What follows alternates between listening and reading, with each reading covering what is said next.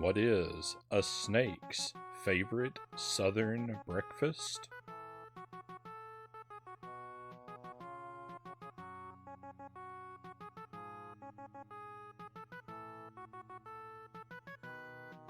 Hiss, kits, and gravy.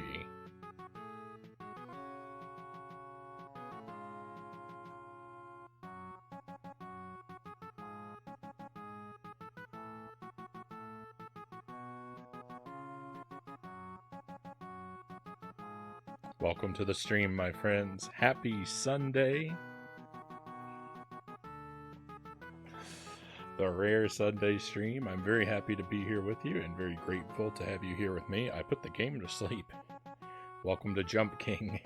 We got Dead Zergling first in chat, and Lucent Jelly and Chozo Brain here as well. Welcome in, my friends. Hope you are all well. So the stream is titled First Playthrough. Winky face. Because last time we played, if you weren't here, if you haven't heard the news, we beat Jump King. I made it to the top. I found the babe. I reached the babe at the top. We got credits. We beat the game. But we beat the DLC. We beat the DLC. I've never technically beaten the base game yet. So when you finish, when you hit credits, it erases your progress. So we've got to start a new game. And this time I'm gonna try to beat the original Jump King and not get lost on some random DLC side quest.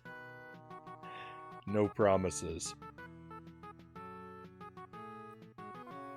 The mystery of the silver coins remains too, yes. This is true, Zergling. We must solve all mysteries.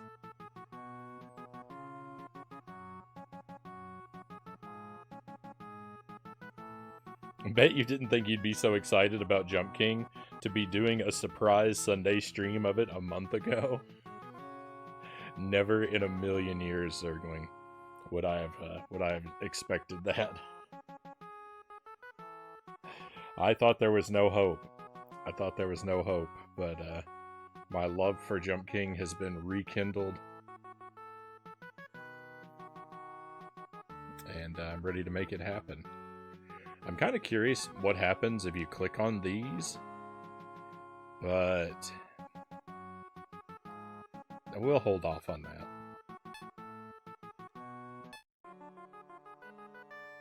Let's go ahead and start falling.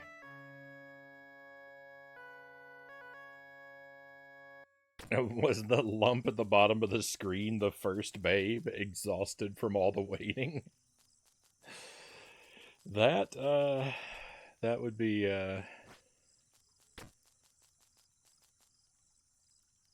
me. So, we didn't have this crown before, right? Do you start the game with the crown and then lose it when you fall? Is that how that works? I don't remember the crown. I remember this guy. The crown seems new. Oh no, oh yes, Smile Hyrule, welcome in.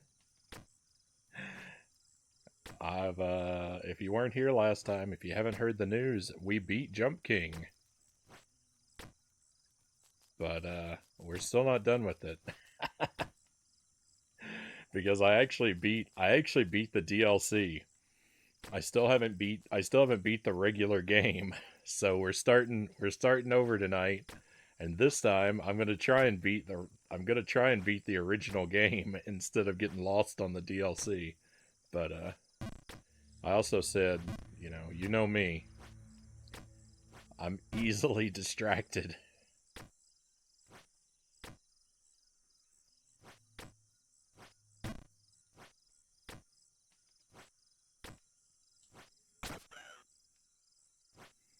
It should start off fairly smoothly because I'm pretty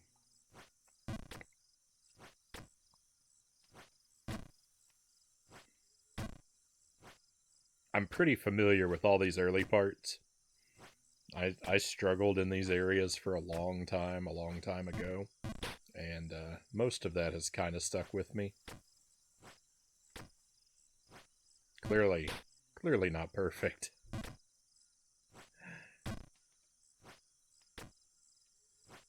But, you know, I have not a care in the world.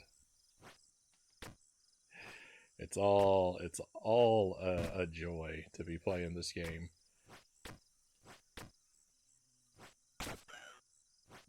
Oh, one moment. Jelly approaches.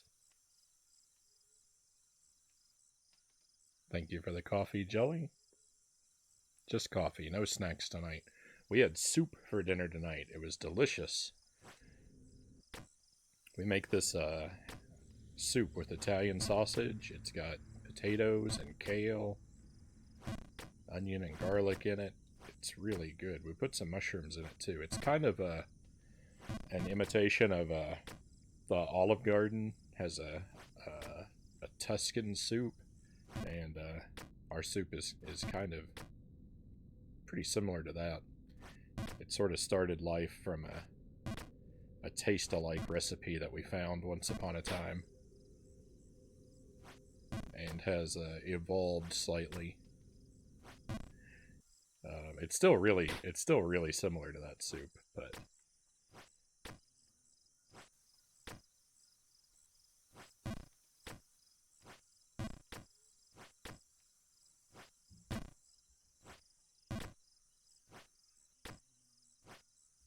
there's nothing like a giant pot of boiling soup for dinner on a warm summer day because it's so hot outside. It's so hot outside, and that soup was so hot. I was sweating so much I had to take a shower after dinner. It's like I'd been in the gym.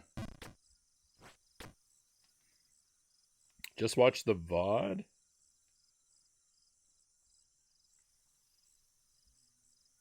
Where you were the bad guy all along?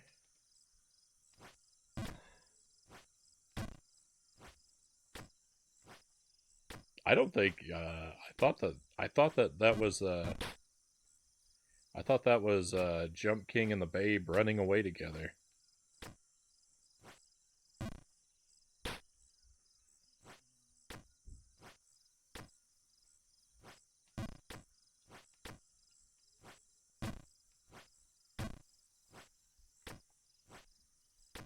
I hesitate to call it a rescue mission because I didn't see any signs of captors or anyone holding the babe up there against her will. So far as I know, that could just be where she lives.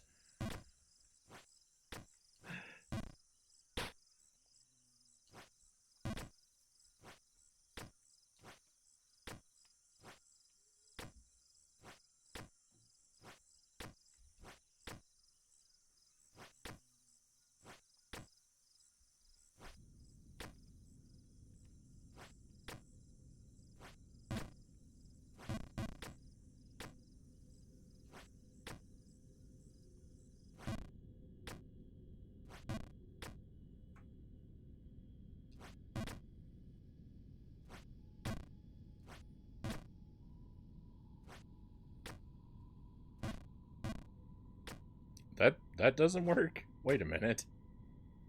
Since when does that not work?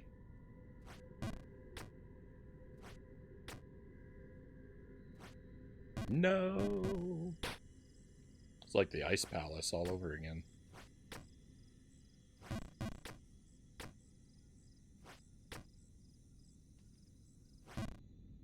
Oh, I see.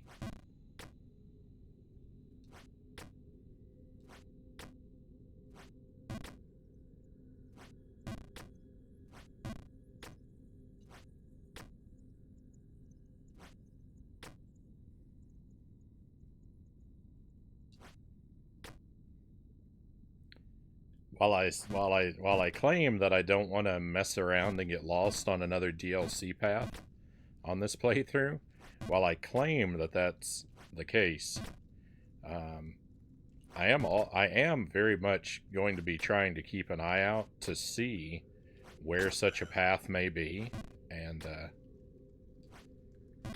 you know, gather some intel for our inevitable third playthrough.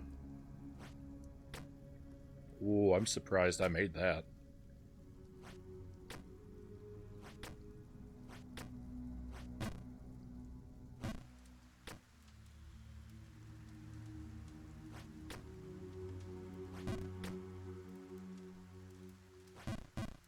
Oh, that's not how that works.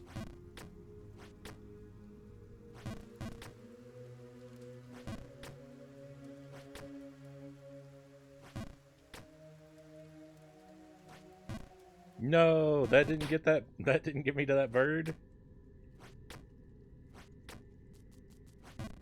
Hey, Loyal, welcome in. Hope you are well tonight. Stoked to see you on. Don't mind me for lurking lately. I've been sleepy from work. I would never mind at all, Loyal.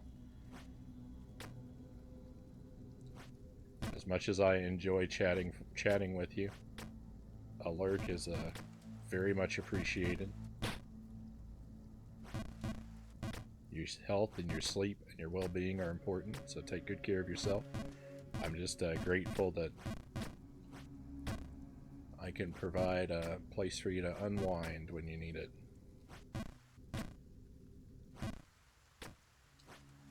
Conqueror Worm, welcome in. I did. I beat the tower. There was a babe at the top of the tower, and we rescued her. We got credits. We beat the game.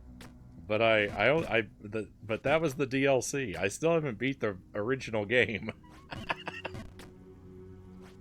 So we're playing it again, and this time I'm gonna try and stick to the original game and ignore the DLC stuff. But no promises.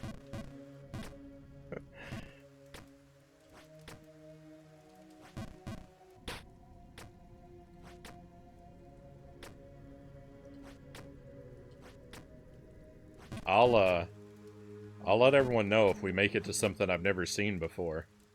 That's gonna be a little while yet.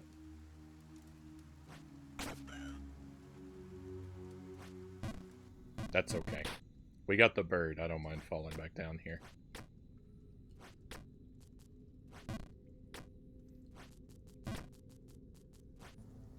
There's a couple clips of how our playthrough last time wound of how it finally finished up. For if you missed it and you're curious, there's I think there's two clips that sort of share the most important moments.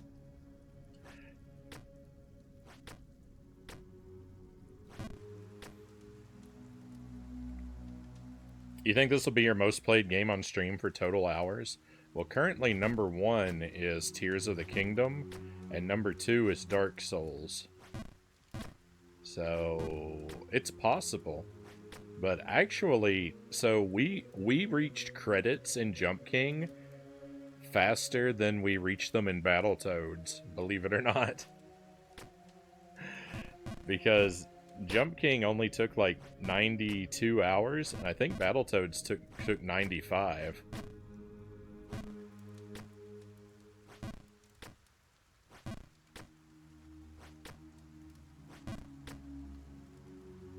Hang on, this is free, right? Yeah, that's free. I always forgot that.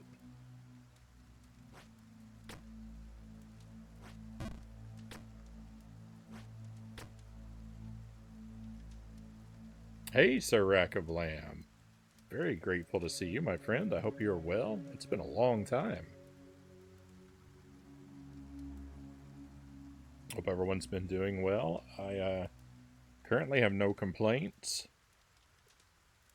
You know, there's always some uncertainty in real life. But,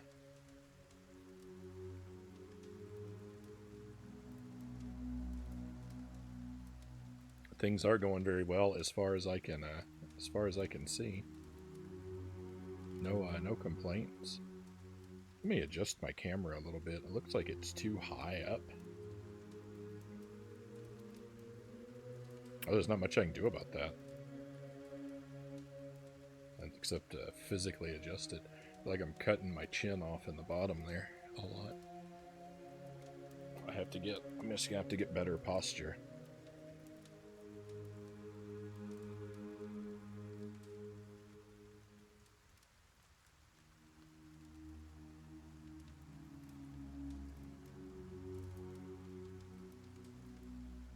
Oh yeah, I was thinking about that Zergling. Sorry, I missed that comment, but I thought the same thing. What if the crown is messing with my hitbox?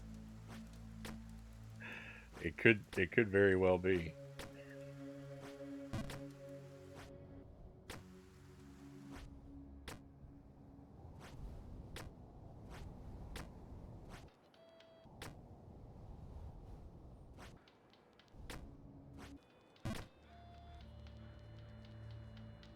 So this is where we got our first pair of boots. You walk on the ice.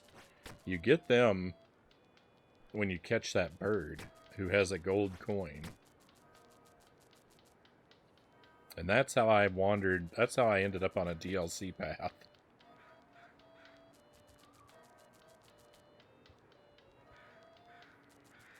I just watched the clips. That's amazing. Congratulations. Thank you, Conqueror Worm. Thank you very much.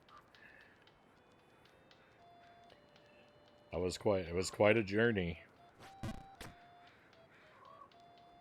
Master Tuesday, happy Tuesday to you. Welcome in and thank you for the lurk.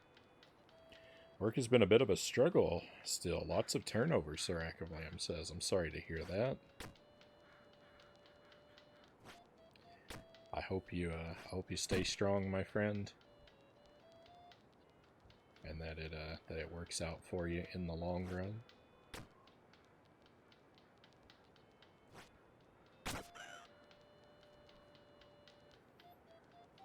I was at a thrift store the other day, picked up a newish gaming system.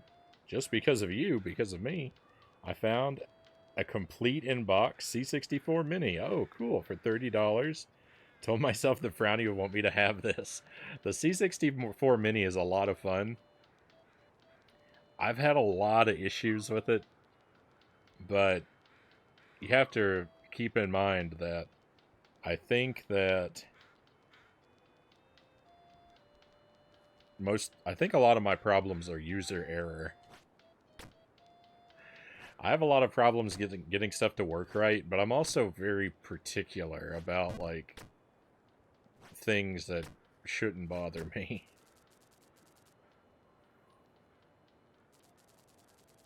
I hope you have a good time with it. And if you find any gems, if you find any excellent games, don't hesitate to drop me a recommendation. I've never seen one outside of your stream until now. Mine was gifted to me. Actually, one of my mods, Sparrow, the Dragoon, Sparrow, gifted me the C64 Mini. Zergling, thank you very much for the 85 stream streak. So close to 100. I actually thought you were closer than that. I thought it was 90 already. I guess that week off. I guess that week with no streams has me discombobulated. Assuming Frownie's internet allows, the goal will be hit soon. I would have never believed I would have hit credits in Jump King before you hit 100 streak, Zergling.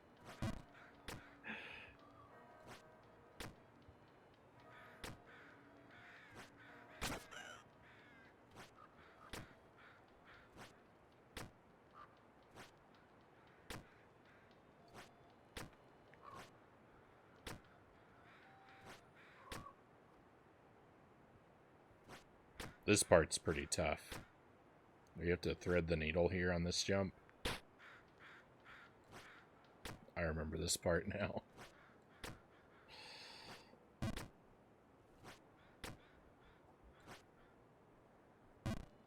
So close.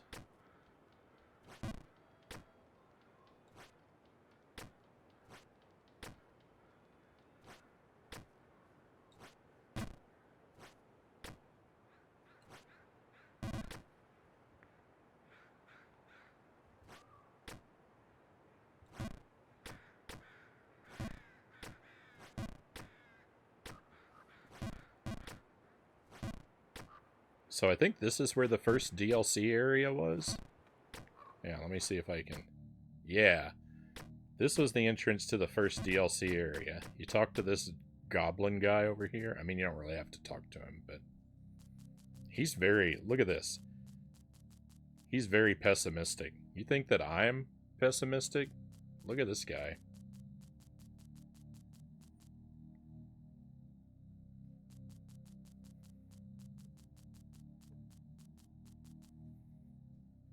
You are doomed to fail. I read it in your soul.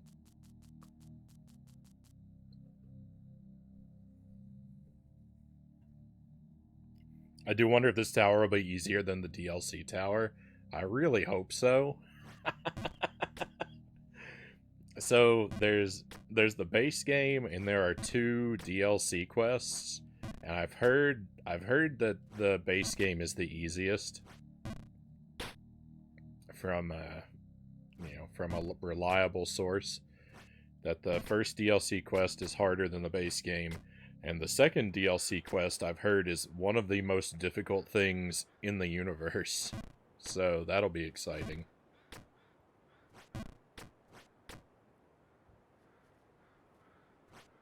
Oh no. I didn't see that slope. I didn't see that slope.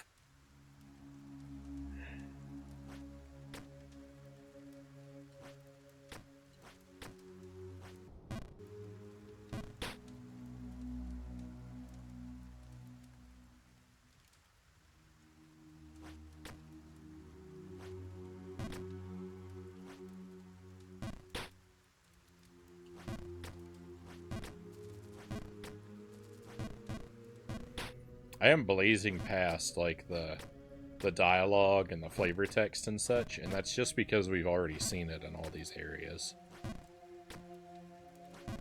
When we get to new stuff, I will slow down so that we can enjoy those bits properly.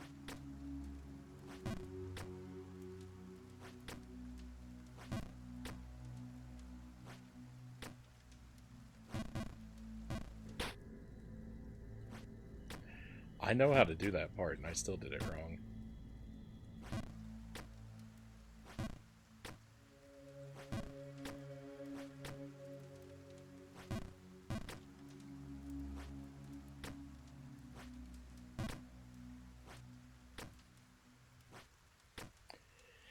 Work's been having me work all the opening shifts the past 7 weeks. I'm scheduled for 5 more weeks of it.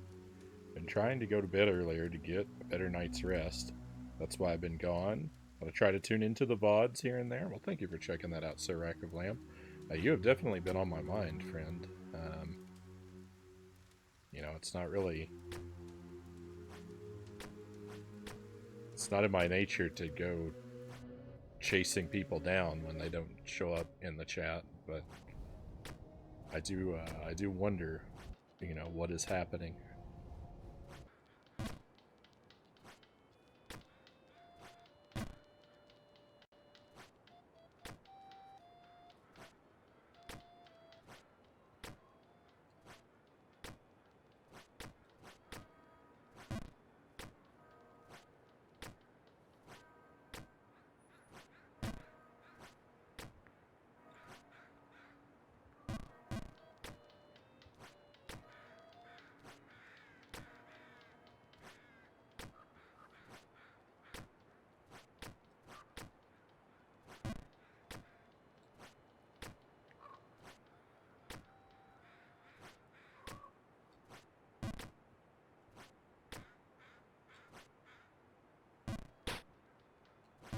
No.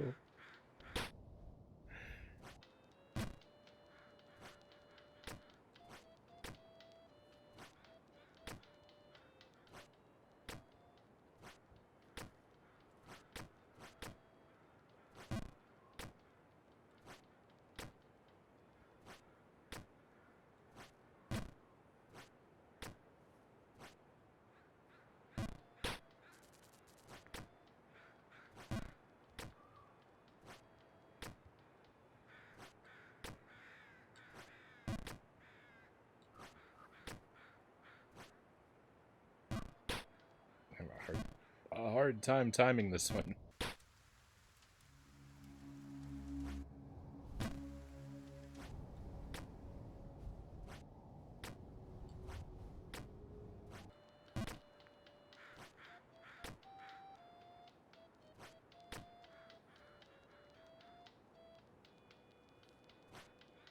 I thought I saw an opening. So where this little shop is, if you look up, there's a roof, and then there's like a gap, and then there's more roof. And for a moment, I thought that was an opening, but I don't actually think that is. I think that's just the wall for another story of that building. Because it looks just like this that's above me right now. And that's not open. But for a moment, I was about to start figuring out, trying to figure out how to leap over there. Thankfully, I came to my senses.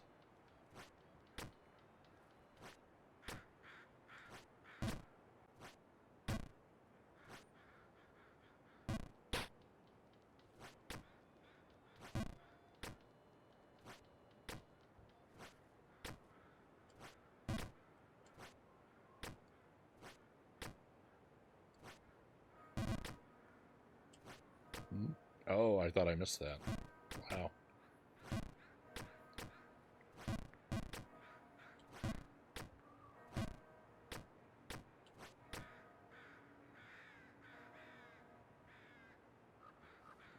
I'm not really sure what the best way to do this is. There's that slope there. I want to jump into the top part. I don't think that works.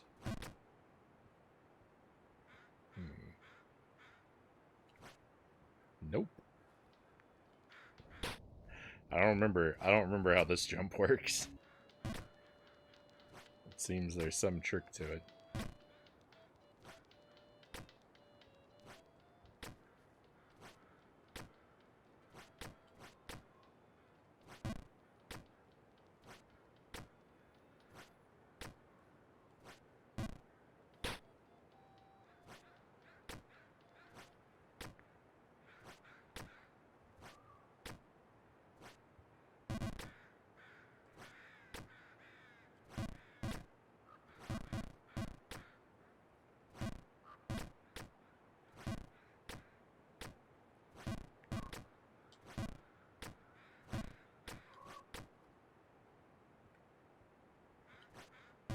There we go.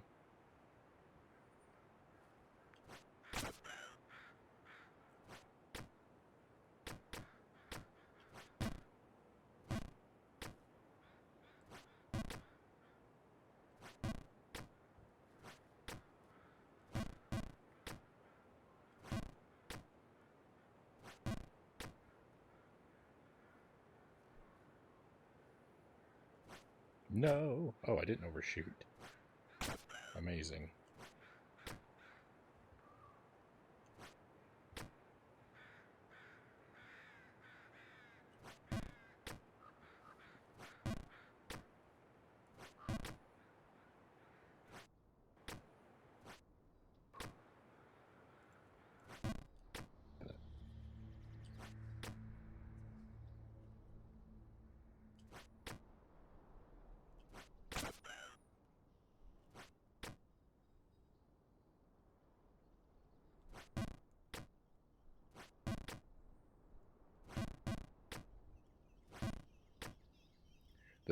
This stuff up here is much less familiar to me. We have been up here, but this area here is not seared into my memory like the stuff we've already passed.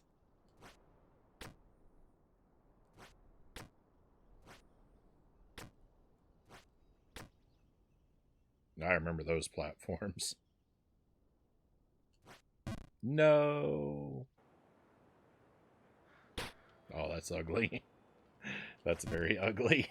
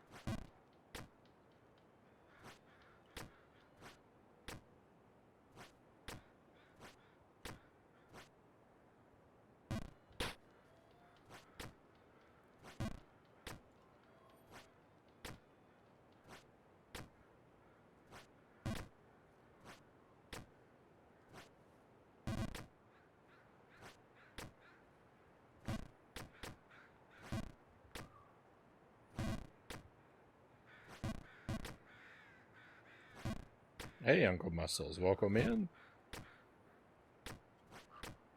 Welcome back, thank you.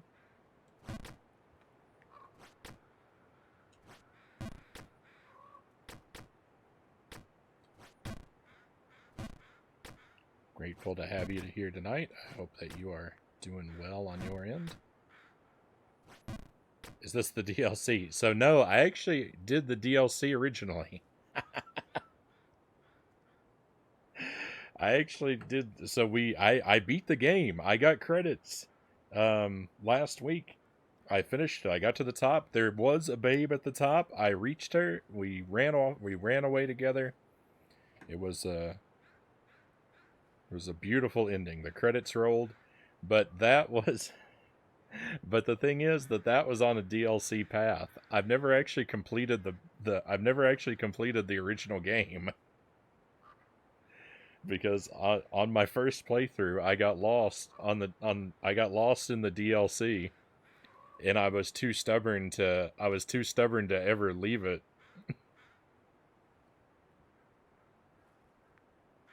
So tonight this is a new playthrough, and I'm going to try to stick to the original game and ignore if I see a DLC path. I'm gonna try my best to ignore it.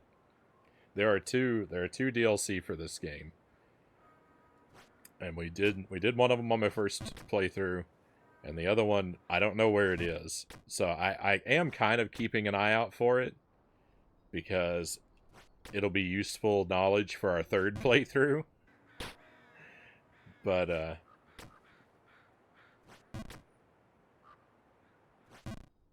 I'm gonna try not to go too deep into it or get obsessed with it like I did with the first DLC.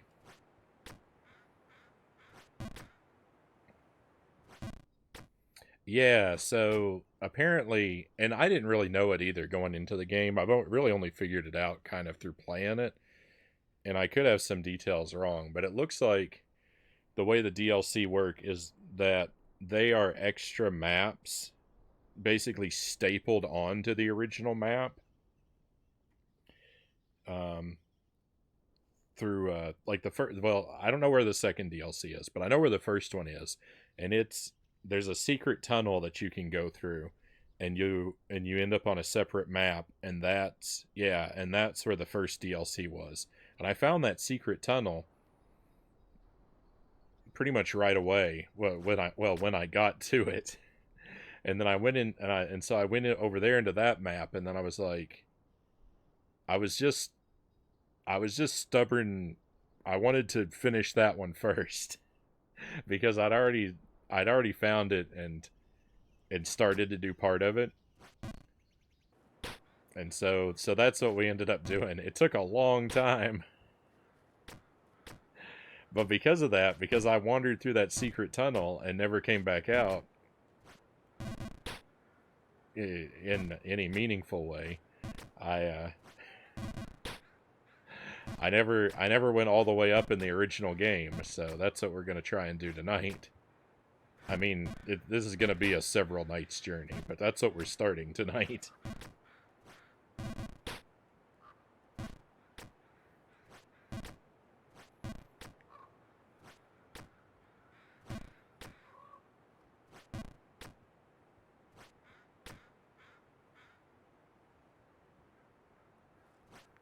You're doing good with this game. Thank you. I I've been doing well with it lately. I did really bad at it for a really long time. uh, I'm oh,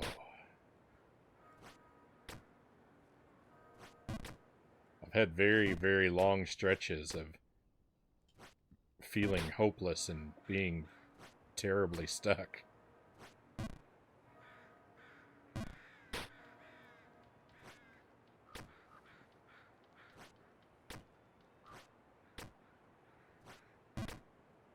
I could see that. But I'm feeling good now. I've the past few weeks that I've been playing this, playing it playing it every night for shorter periods of time has done a lot of good. It's made me a lot better at this game, and it's made me feel a lot better about this game. Putting it down for long stretches was did not work well for me.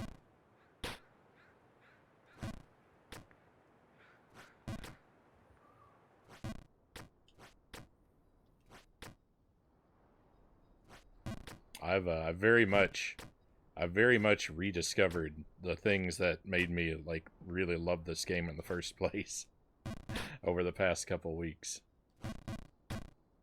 I don't think it works from this direction. It does not. It's symmetrical down below, but not above.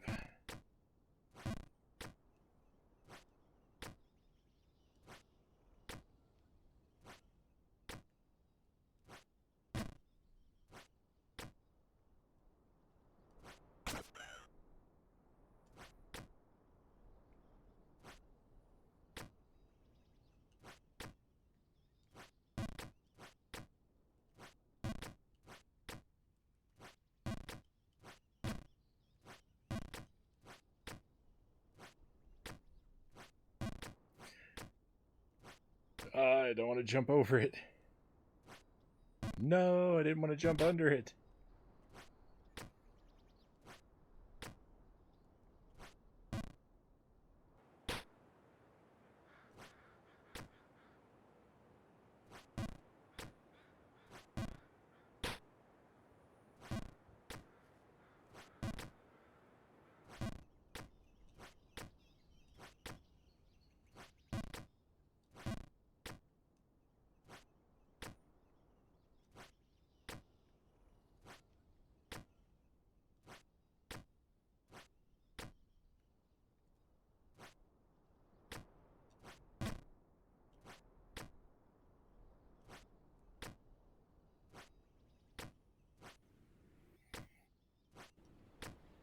Okay, this is familiar too. No.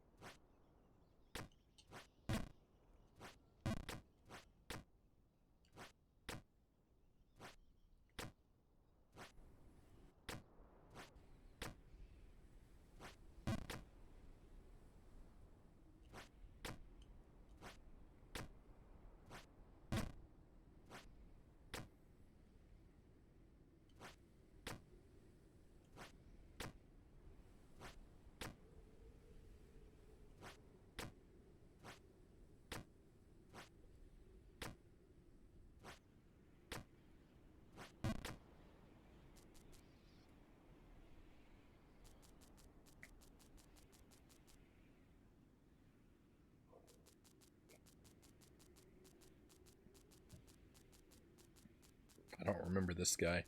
I know we've seen him before, but I don't remember him.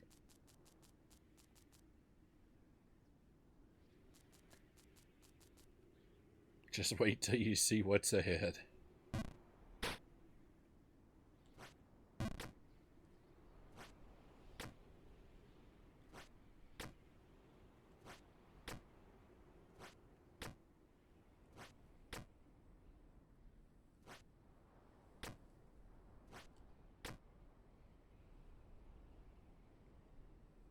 I don't know what the best way to get to this bird is.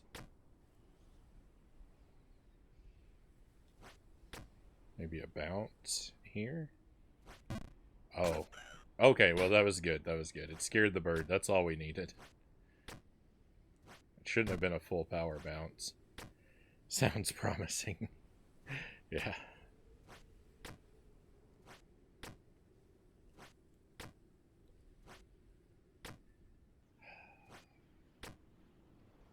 I remember this part being really tough. Those jumps onto those narrow things up there.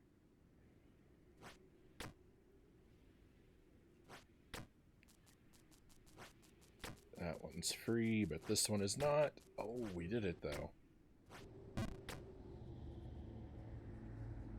Oh, wind. There's wind here too.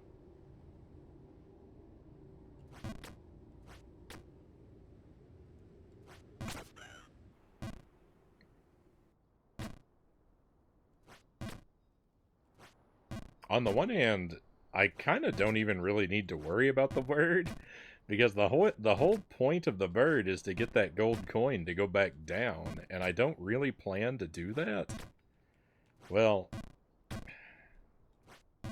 unless it's mandatory on this path too, which my assumption had been that that was just a DLC thing. We didn't keep our inventory, did we? You keep your inventory? Wait a moment. What? What? I didn't know our inventory rolled over. That's amazing.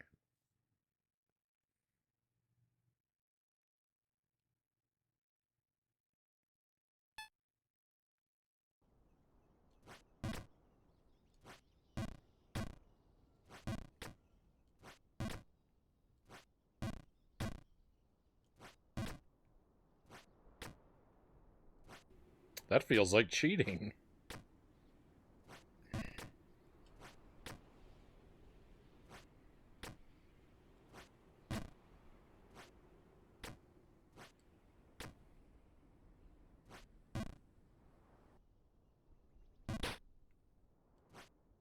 I don't know if any of that stuff is going to do me any good.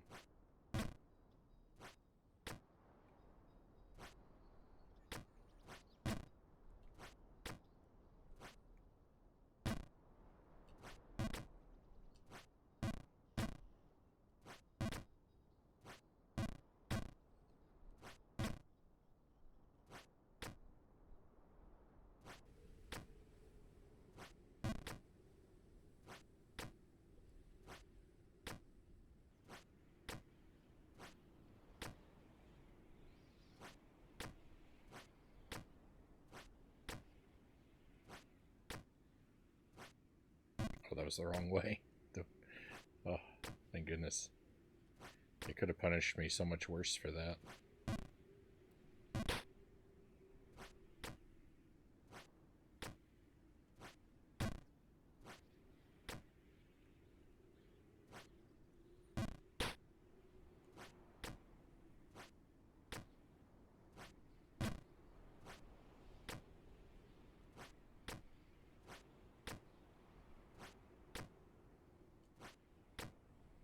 No, I started to do the same wrong jump again. The one that I wasn't punished for very badly, but then I realized I was doing the wrong thing, panicked, let go too early, and got punished much worse. I've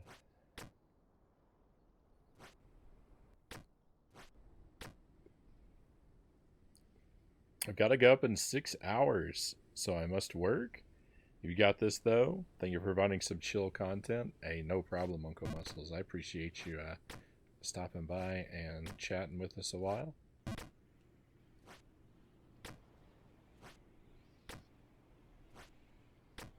I hope that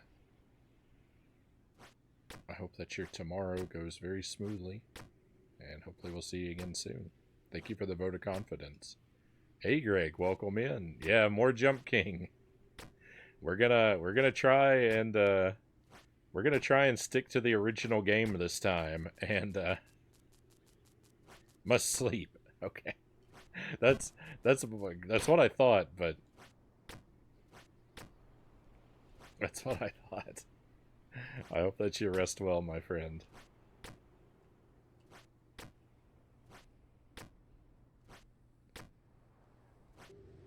Yeah, we're gonna try and stick to the original game and do a real first playthrough now. uh,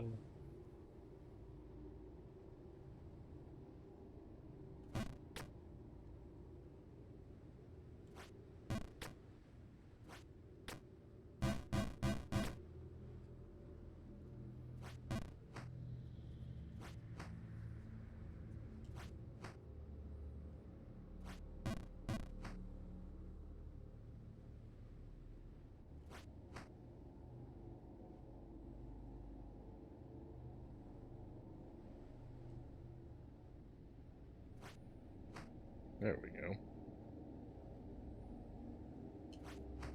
Ooh, that was close. That was close. Oh no!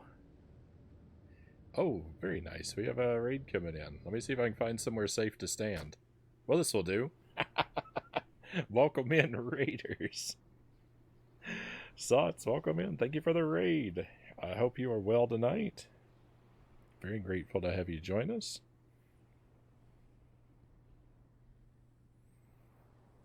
Is that Siraxo?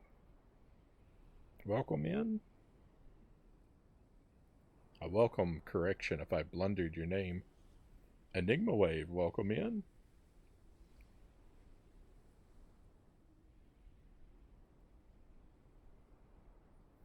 Mixolitty, welcome in. Great to see you again. Shadow, welcome in. Pleasure to have you with us. What were you doing in the retro category tonight, Sods? What were you up to and how did it treat you? We'd love to hear. I'm curious about this game. This game is amazing. This game is amazing. It's a brutal troll game, but it's got a wonderful atmosphere. I love the visuals, the sparse music, the simplicity of the challenge. A world where there is only jump, but it's devastatingly brutal. And so what's happened is the stream has a winky face in the title because this is kind of my second playthrough. It's debatable which number we're on now because I started a playthrough of this game a couple years ago and I was playing it off and on for a very long time, and just recently, Friday last week, we reached the top, we found the babe, we got credits, and so I beat it for the first time. But the thing was, I was on a I was I was on an optional DLC side path when I did that. So I beat the game, but I still haven't beaten the original game because I got lost on my first playthrough. So we've started it from the beginning again. Although I just found out your inventory carries over. So I have a lot of stuff in my pocket from our first playthrough. And I don't know if any of it will be useful or not. I kind of don't think it really will be. But I don't know. That remains to be seen. But I'm trying to play through now and stick to the original game and ignore the DLC stuff. You were playing Wario Land 2 tonight? I love Wario Land 2. I've only played 3. I've only played the first 3, but that's my favorite of them. Wario Land 2 is great. Wario Land 1 is really great. I mean, they're all really good. I thought Wario Land 1 was fantastic until I played Wario Land 2 and it was even better. And then Wario Land 3 I didn't like as much as either of the first two.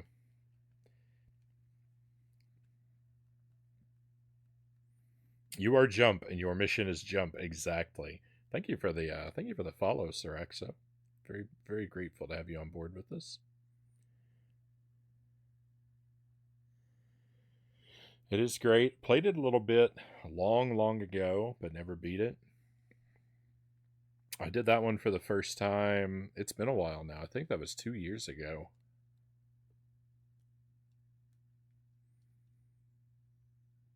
but it stands out very fondly in my memory.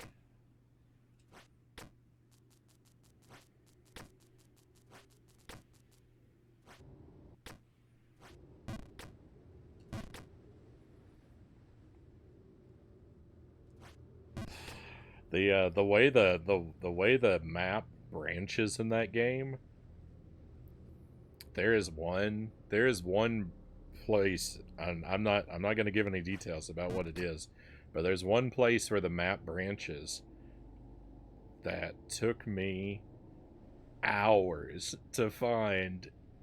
There's there's one secret in that game. There's one secret in that game that is so it's so ridiculous, and it took me hours to find. I hope you have better luck than I did.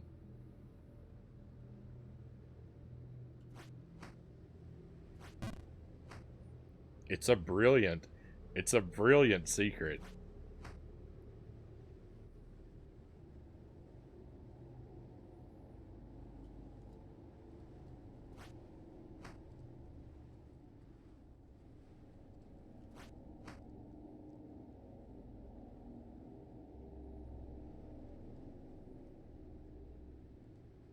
You think you found all the hidden exits at this point?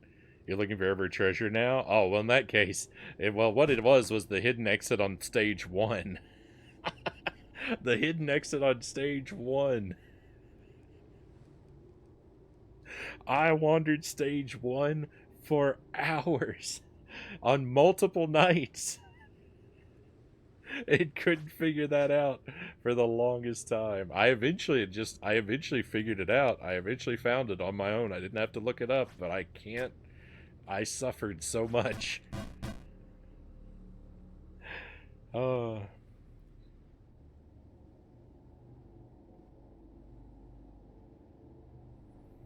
A couple of those made me feel very small for finding them.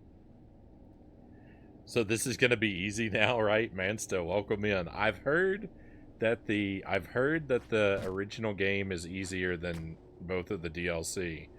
I don't know that it's gonna be easy, but I've heard it should be easier. It's possibly the most clever thing they've ever done, Enigma says. Oh, it's so good. Smart. That makes more sense. That makes more sense than small. Oh no. Uh,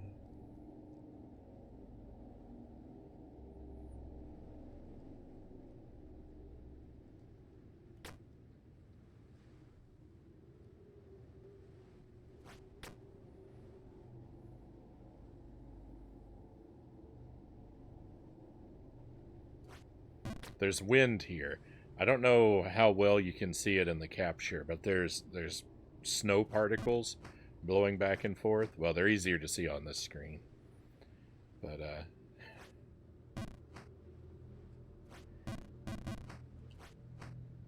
if what's going like if you're, if it doesn't show up in the capture, you're watching on a small screen. In case it wasn't clear what I'm dealing with wind.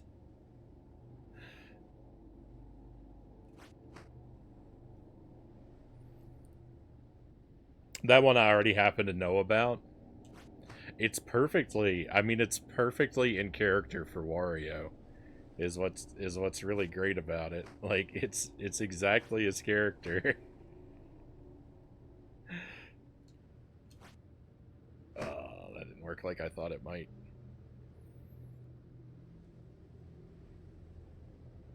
Yeah, I tore that stage up over and over again.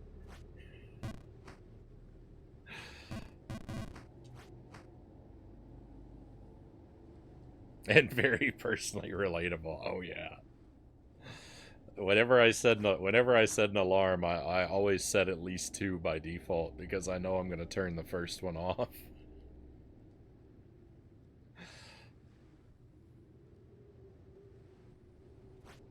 The first alarm doesn't have a chance of getting me out of bed.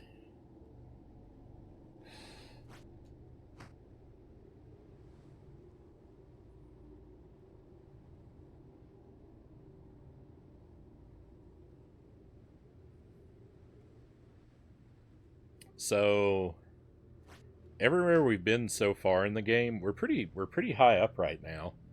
Um, even though we just started, even though we just started this tonight, we are actually pretty high up at the moment. Um, this is all stuff. So far, this is all stuff I've done before, because to get into the DLC, you have to climb a considerable height up the original path,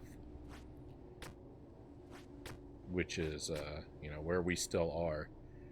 So I'm not really familiar with the areas that we're in right now. Like, I can't tell you ahead of time like what's coming up, as I don't remember it very well, but most of these screens, when I see them, I'm like, "Oh yeah, this is that part." I don't remember how this screen works though. This one is very concerning. Is it just a full power jump to the other side? Nope.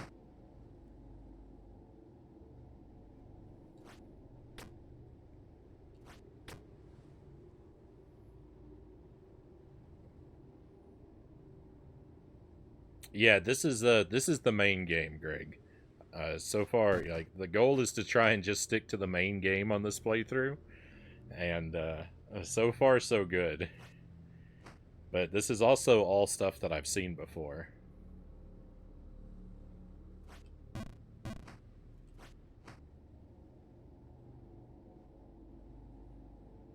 I really don't remember how to do this screen though. This is this one is perplexing to me. I think I just need to do a slightly smaller jump with the wind. Yeah, okay, great. And then a full power jump in the other direction. Alright.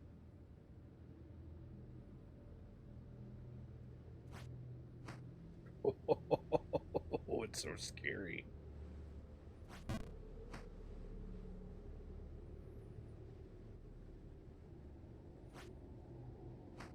Okay.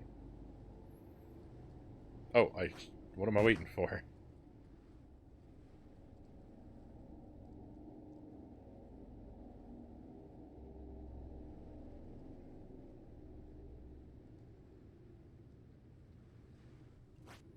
No. Okay.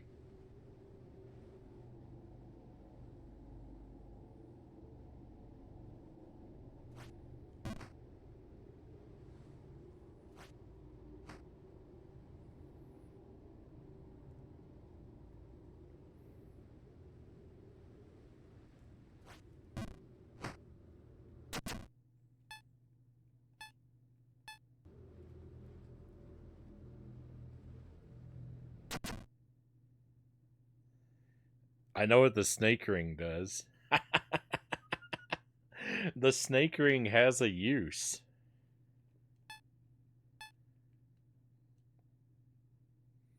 This is a long story, but the snake ring was very difficult to get on our first playthrough. And when I did get it, it seemed like a completely useful troll item. A completely useless troll item. But it does have a use. It lets you walk in the snow. Normally you can't walk in the snow. But with the snake ring on you can. I'm not going to use it because I shouldn't have it. So it feels like cheating to use it. You know what? I should take these off too. These haven't helped me yet, but just for good measure, I'm taking them off. I'm going to leave the crown on because I think it's just aesthetics.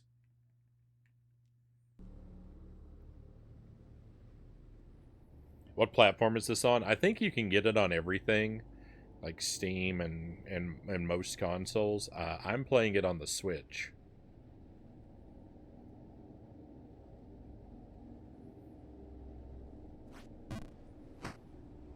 But I think you can find it pretty much anywhere.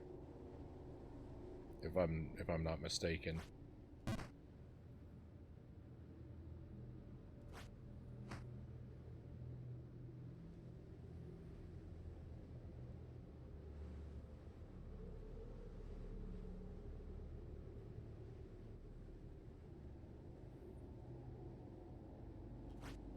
It's definitely worth picking up. Like if you like brutal platformers and have a lot of patience, or you enjoy frustration and rage.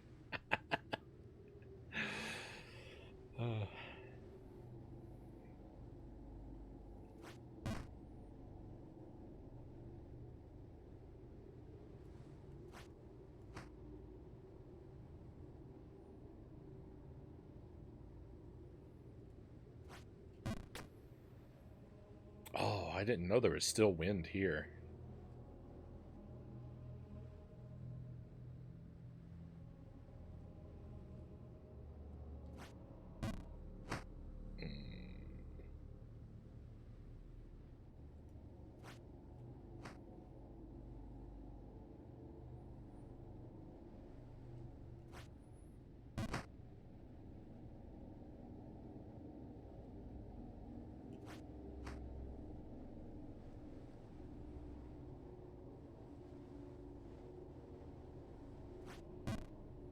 No, I thought the wind would hold me up there.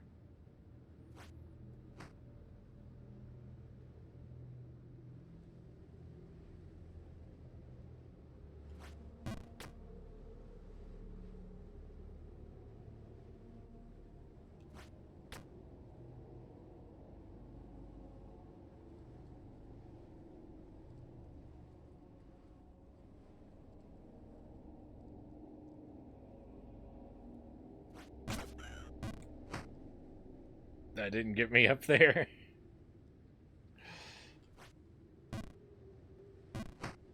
Bogus.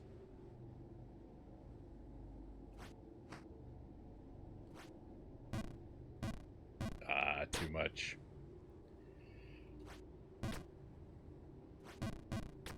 RIP all my progress.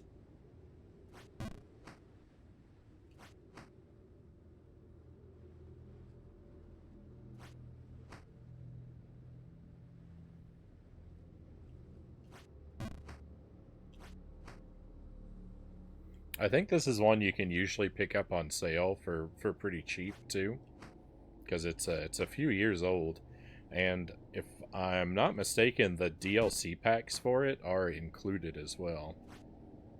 Like they're just free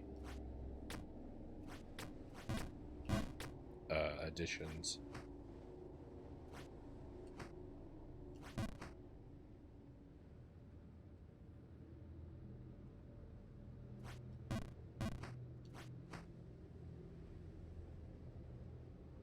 Main game or post game, it's still just as unforgiving, Greg says.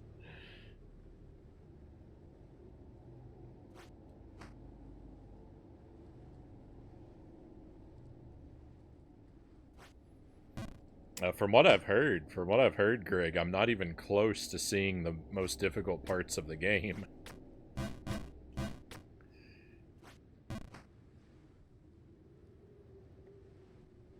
Because what we've done it was the first DLC quest, and I've heard that the second DLC quest is the real nightmare experience.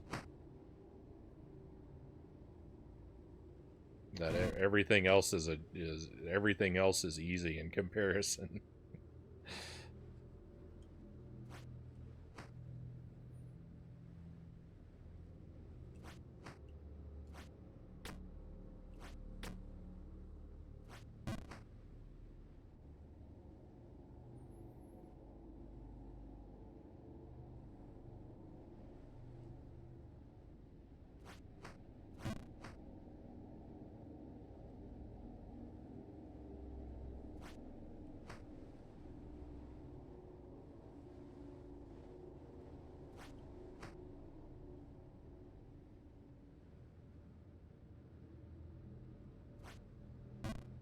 This jump is so tough.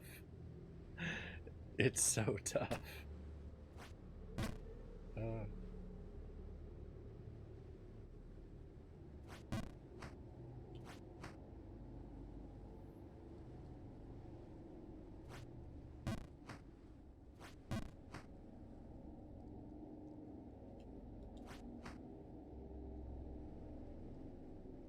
Oh, what am I doing?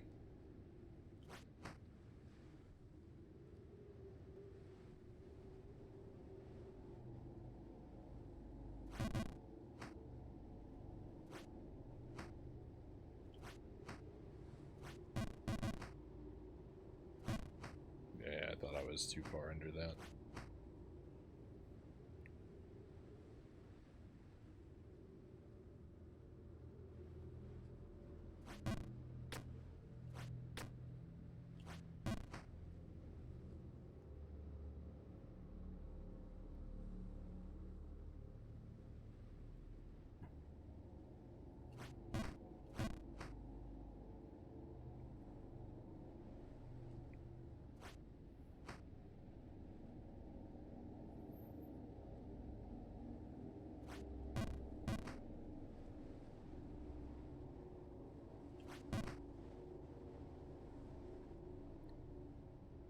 I also highly recommend anyone who's going to play this game, I highly recommend for playing it every day for 2 hours a day.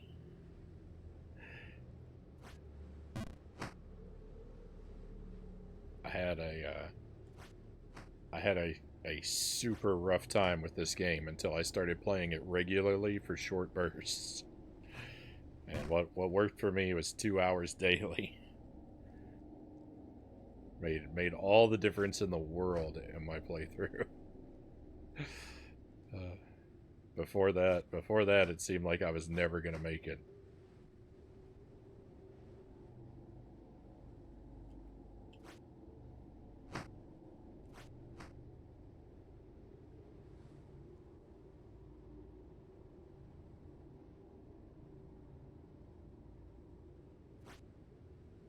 Oh,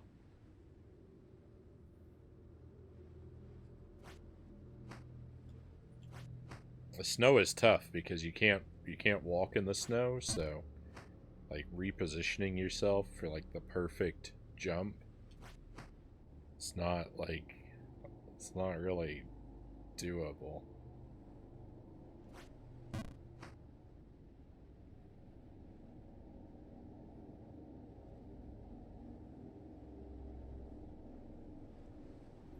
At least there's not any enemies to worry about, so I guess that's a plus.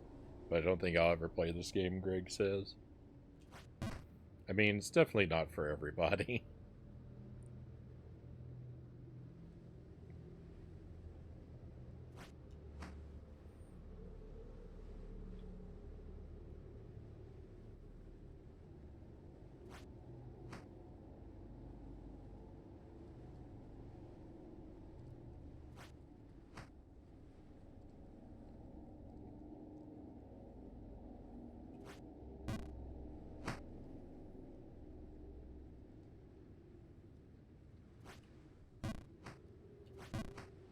I mean, and if this game, like if this game had come out 10 years ago, I wouldn't have wanted to play it.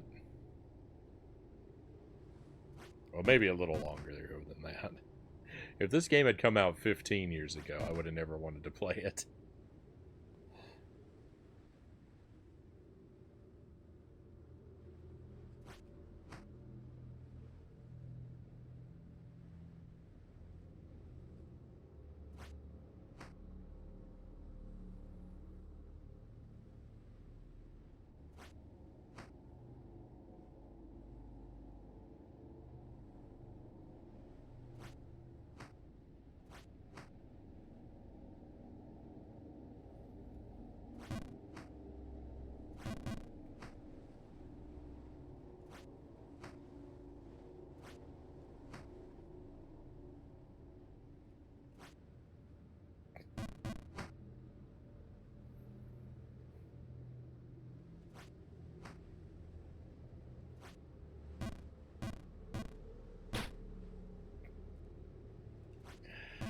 Oh my goodness. This part's rough. This part's rough.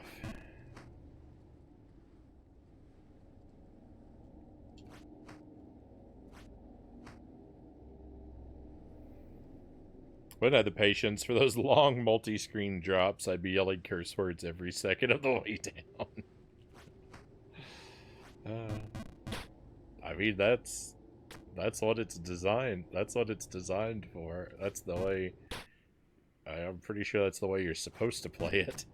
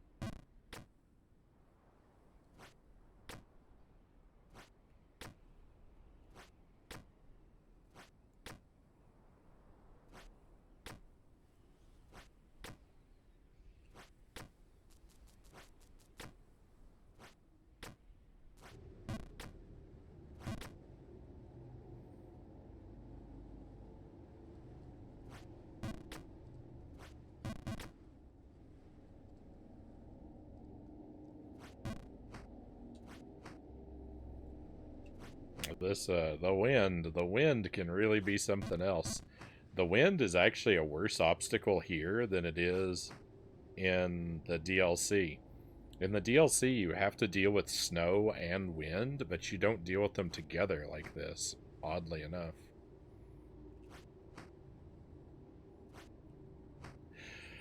This is harder. This is harder than the snow area or the wind area in the DLC because it's two obstacles in one. It's odd that it's like that.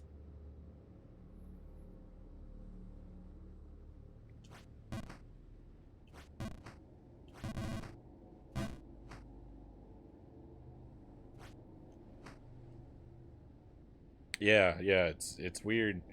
It's weird that a combined obstacle is split into two for that. But to be fair, that's a very early part of the DLC path, so that's probably also why it's like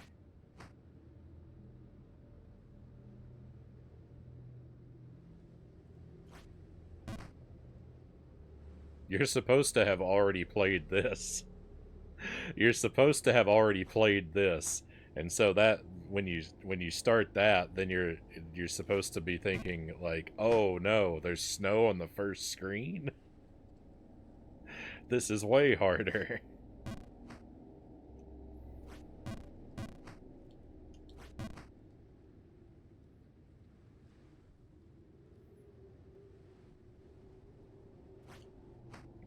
My perspective is all messed up from doing everything wrong.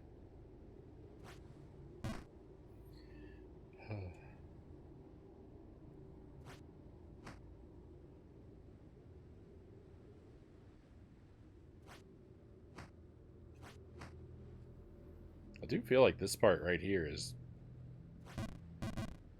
harder. It's harder for me tonight than I remember it being. As tough as this feels, I feel like I would have remembered it better.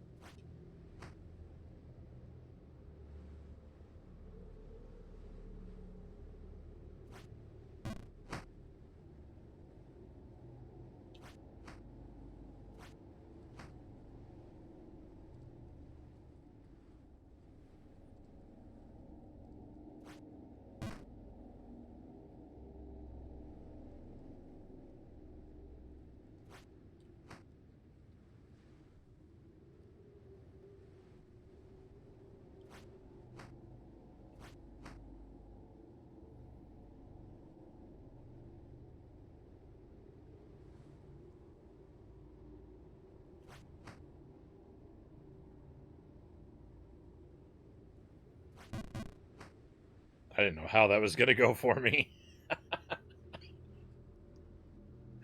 I feel like I was taking a really big risk there.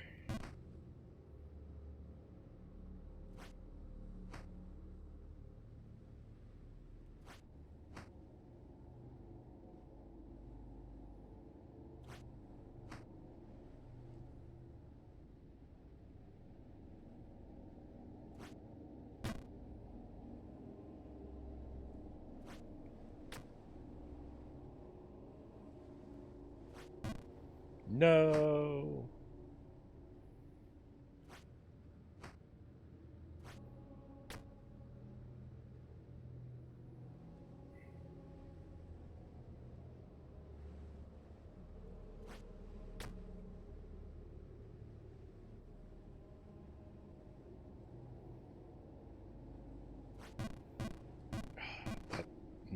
Nothing in that area works like I feel like it should.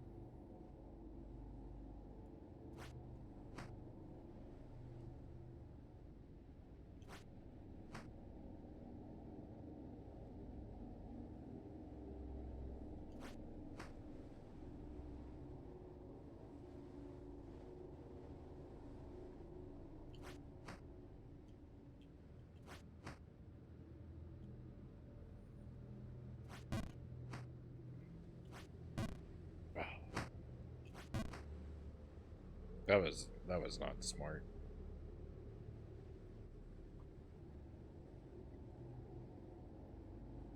I was already in a really good position. I don't know why I was repositioning for.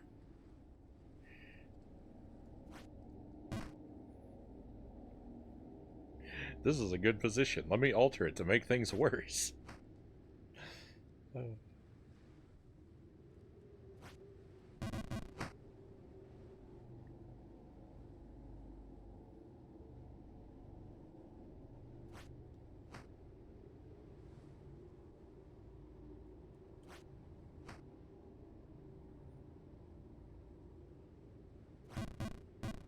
Oh, I disagree.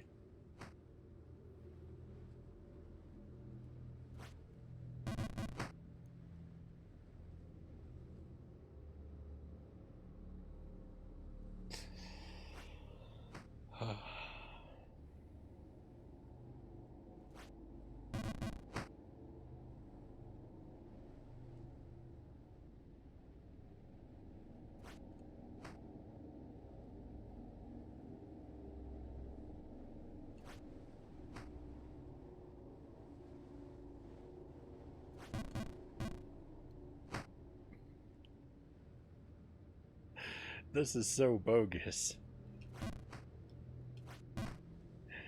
Uh, the wind, I feel like the wind should be affecting me more than it does.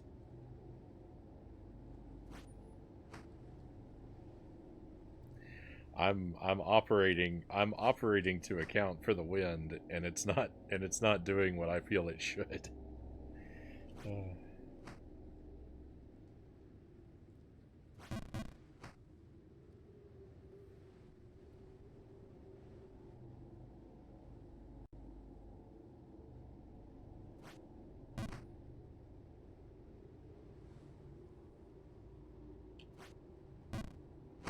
that one was kind of my fault.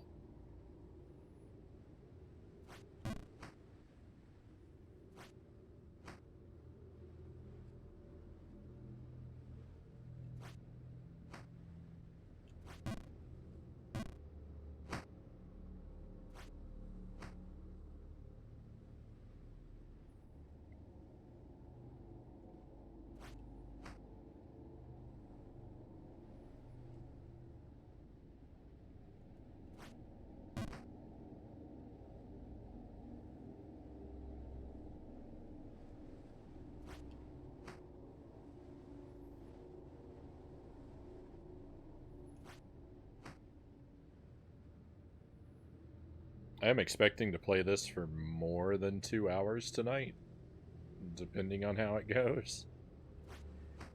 I'm not exactly sure how long we'll play it, but I mean, it's the only thing I have on the schedule for tonight.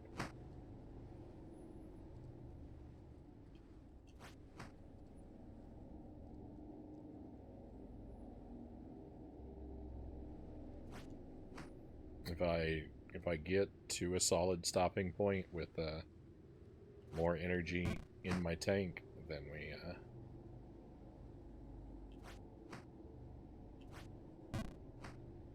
we may put on something else as well, but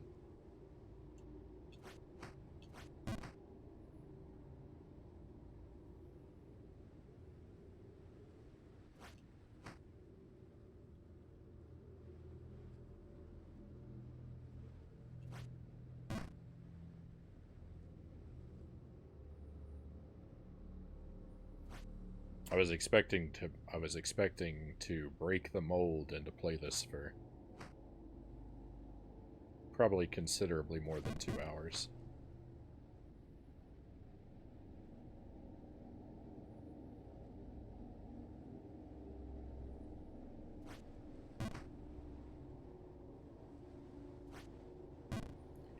Oh, I'm pretty upset about that. I'm pretty upset about that one.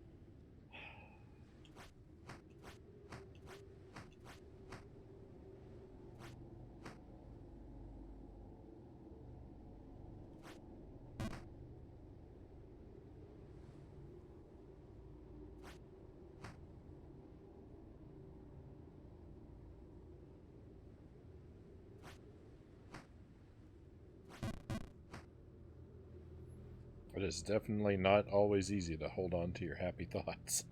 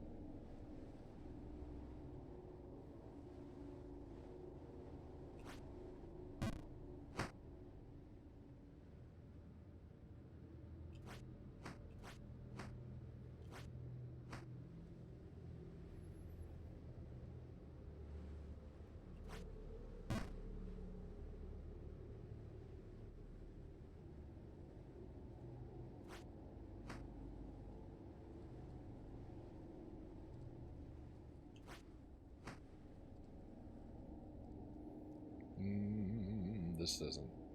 This is not very good for me.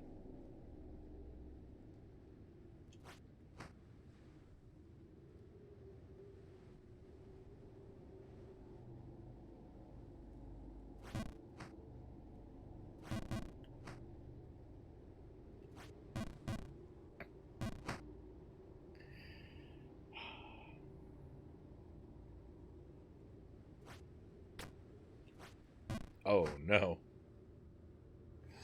I guess I kind of deserved that.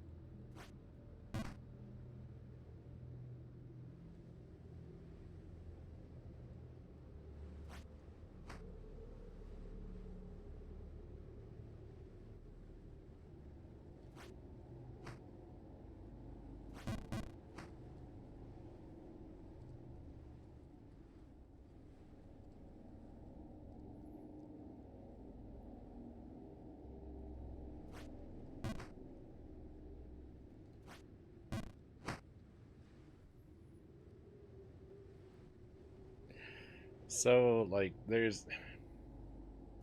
You would think, you know, if you think like I do, which if you do, I feel sorry for you. Don't think like I do. Whatever you do. You would think that, like, you could time your jump so that you could jump when the wind dies down, like as it's about to change. And you kind of can, except, like, the wind... The wind is moving more than it looks like it is.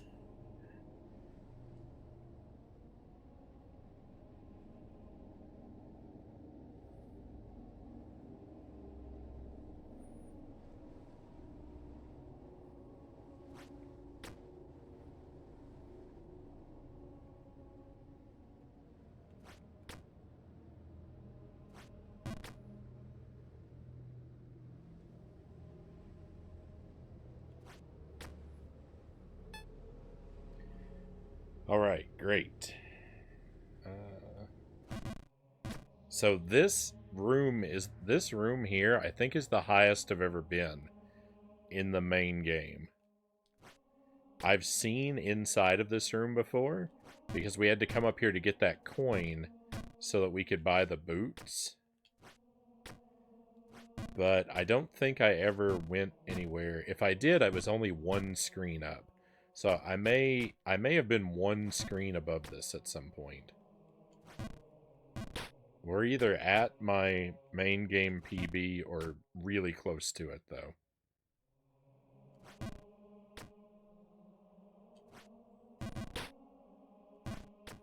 And what's nice about this place is, look, it's really hard to fall out of this area. This is basically a checkpoint, which is something that did not exist in the DLC.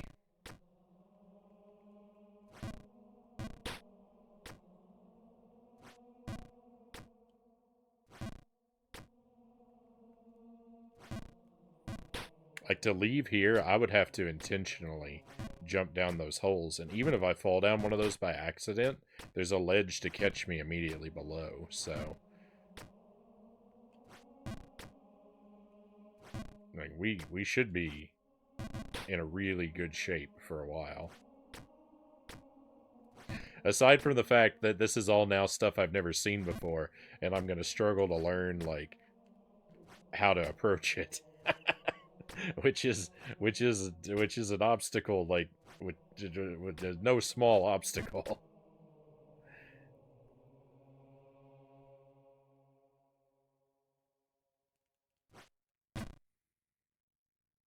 Very lovely graphics. The stained glass looks cool. It's a pretty cool place. I don't think I ever came up this high.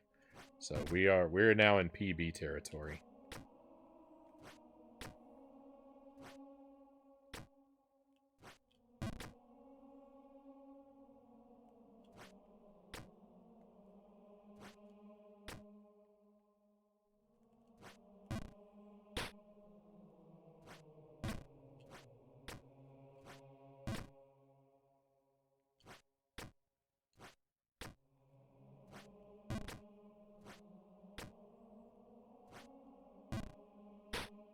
Oh, really?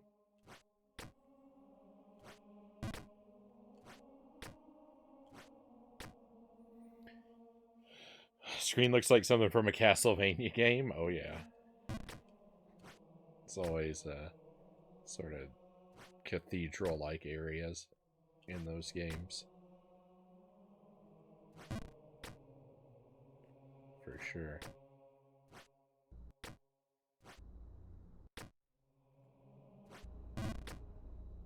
Oh no. There's ice up here too? There's ice in the main game?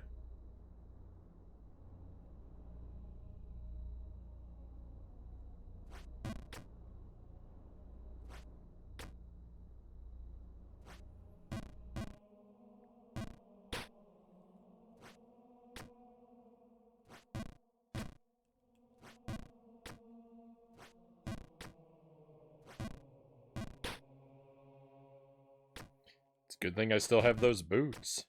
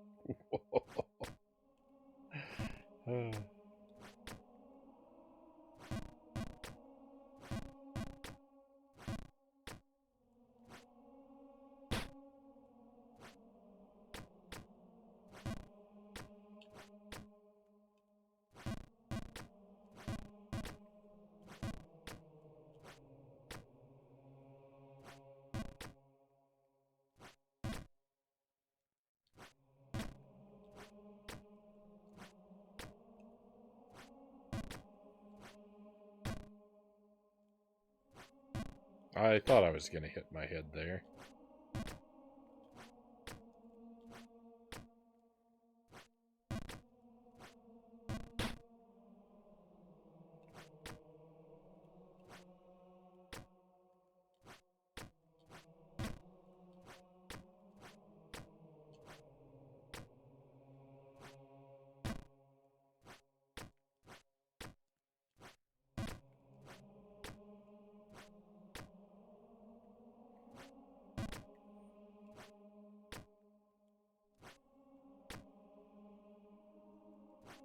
No. Ooh, this is not a good place to be. Yeah. I was gonna say, that's just there's not there wasn't really space to jump properly.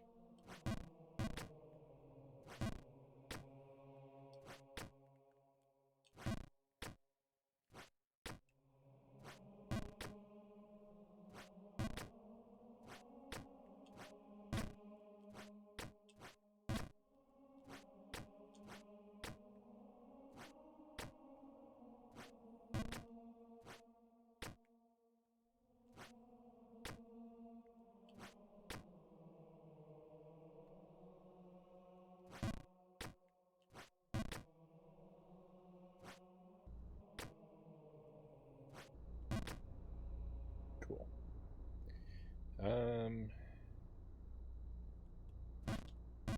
Oh, I would have liked if that had worked the way that I was gonna try and bounce off that.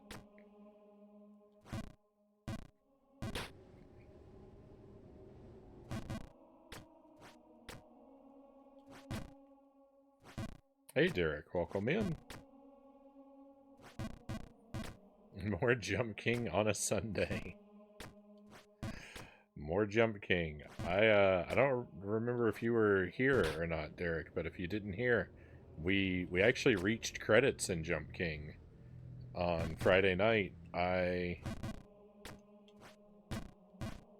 beat the game, but I beat the DLC. So we're back to the regular game now. Cuz I found the DLC on my first playthrough. So we have to finish the regular game now.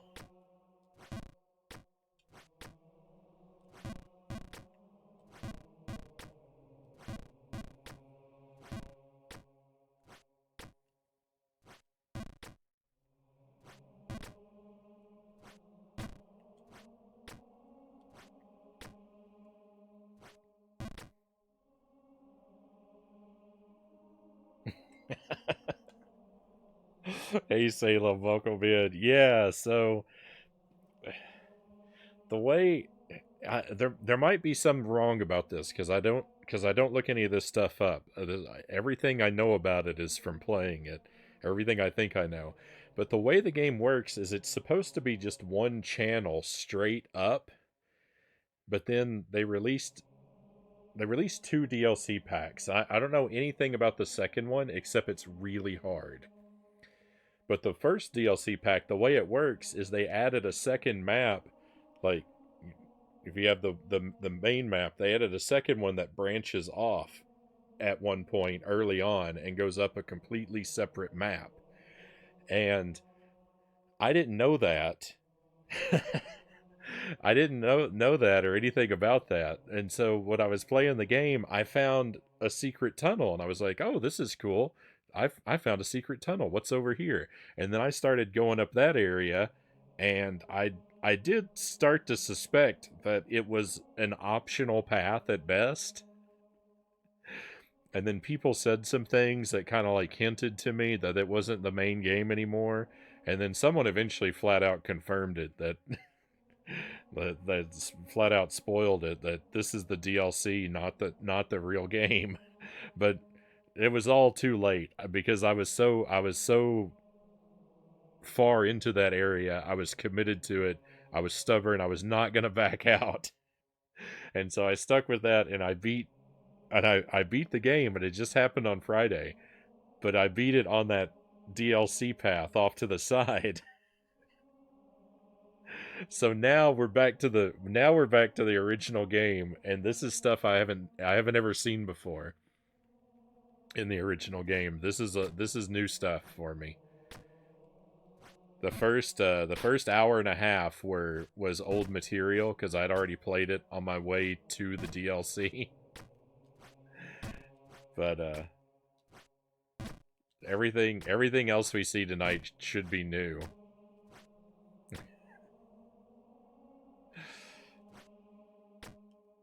But yeah, part of my really strictly blind approach to video games is sometimes I do dumb stuff like that. I sometimes I complete the DLC before the original game. Frownie, stubborn, Sir Rack of Lamb says, never. I showed up as you beat it, right on. I couldn't. I couldn't remember who was here and who wasn't here for it. But yeah, more Jump King. We're starting the main quest now. I'm gonna try and do the main quest. If I see something that I think is the second DLC, I'm gonna try to stay away from it. I'm gonna investigate it a little bit to help our eventual third playthrough along, but only a little. I'm only gonna investigate it a little bit if I find it.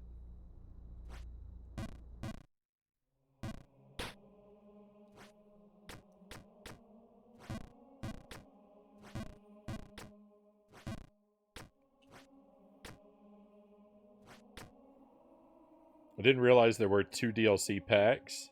Second DLC is much harder. Not worth the time commitment if you ask me. That's what I've been told. I've been told that the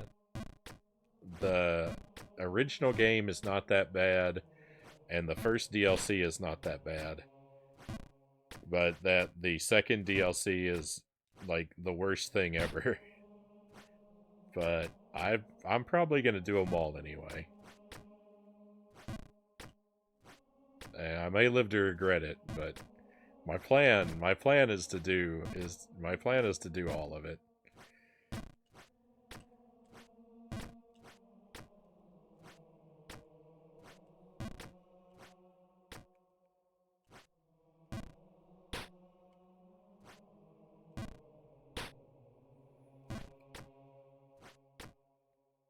Watch one of the worst movies of 2024 yesterday, Derek says. I was shocked at how bad it was. I don't know, that could be just about anything.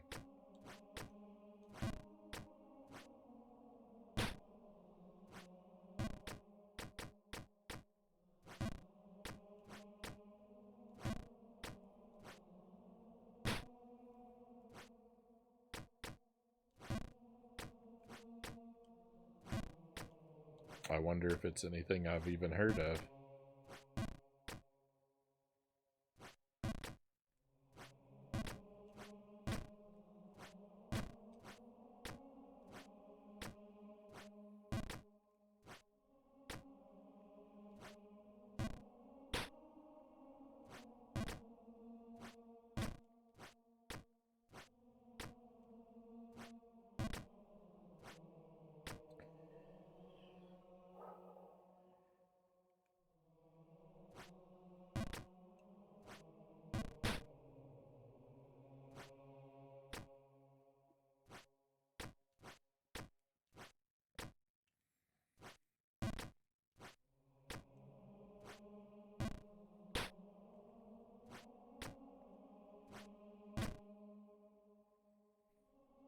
It's called Drive Away Dolls by Ethan Cohen, and the Coens usually make good movies.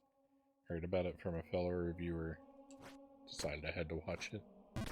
Yeah, I haven't heard of that one.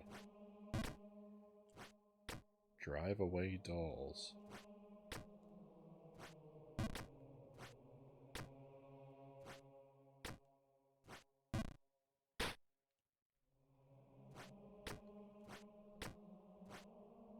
I actually don't think I've seen very much of the Coens, very many of their films. I hear their name all the time.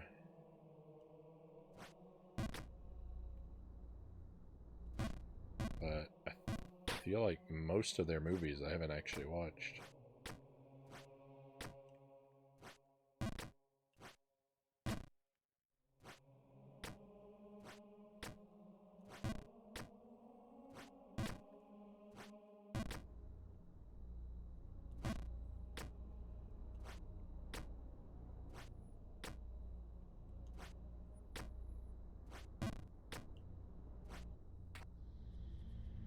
Okay, so here you actually do. And this place is beautiful, by the way.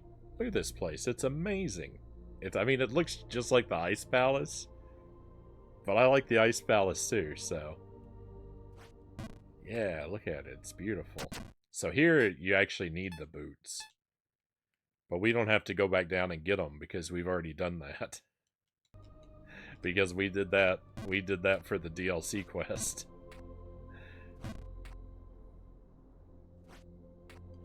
Oh no! I forgot you actually have to hold in the opposite direction.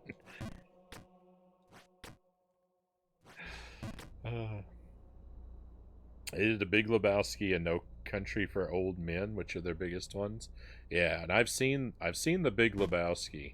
I don't love it like everyone else seems to. But I've seen it. No Country for Old Men I've never seen.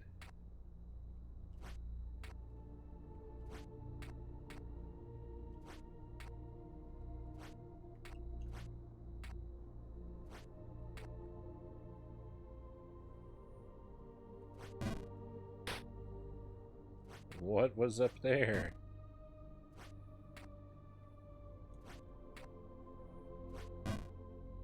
What is going on up there? I can't see it long enough to know what's going on. Oh, we got a raid. Refnir, welcome in. It's a murder. Thank you for the raid, my friend. Hope you're doing well. Welcome to Jump King. Welcome to my first playthrough of Jump King.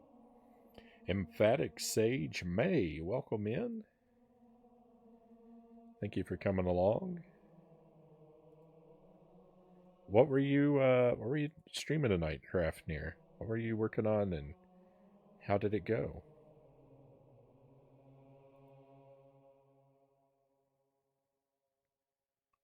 Mario and Rabbids. Right on.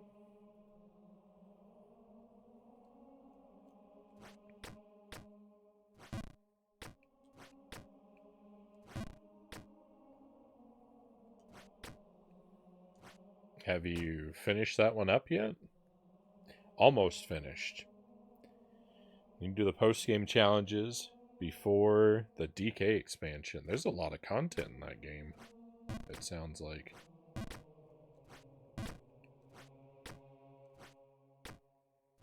Very well done on the progress.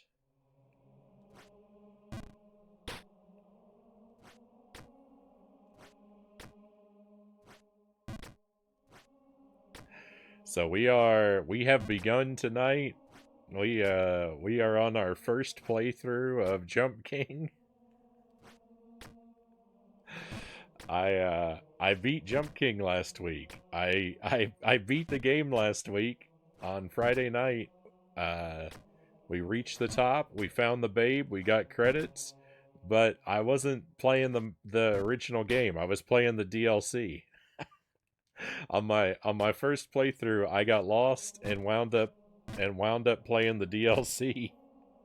And so when I beat the game, I still haven't really beat the game. I mean, I did. It was hard. It was a full playthrough. It was a it was a full playthrough. It was 90 hours of gameplay to get there. But yeah, classic Frownie move. But yeah, I beat the DLC, and now I'm going back for the actual game tonight. So that's why I have titled the stream as slyly as I have tonight, with the winky face and all. Thank you for the follow, May. Very grateful to have you on board with us.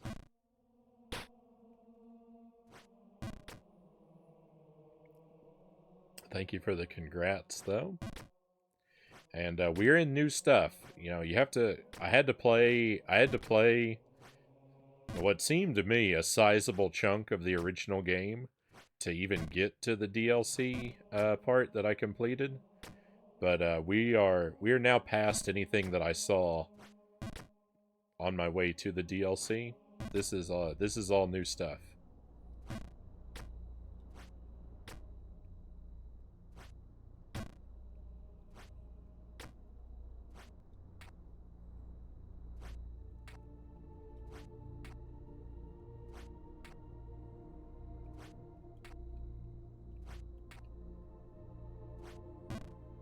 Ah, I see. It's over here. Oh, this is interesting. No. We're okay. I love it up here. It's beautiful up here.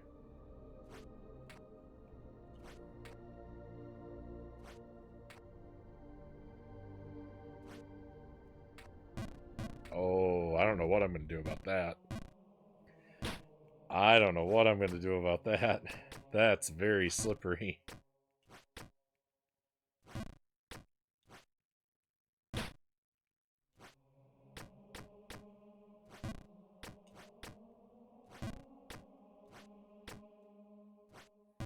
Leaving lurk while I de-stream. Hope you get to the top. I get a big leg up on these jumps. Thank you, Rafnir. And yes, by all means, take care of yourself. Again, very grateful for the raid. I hope you have a wonderful rest of your evening, and I wish you continued success with the Mario and Rabbids journey.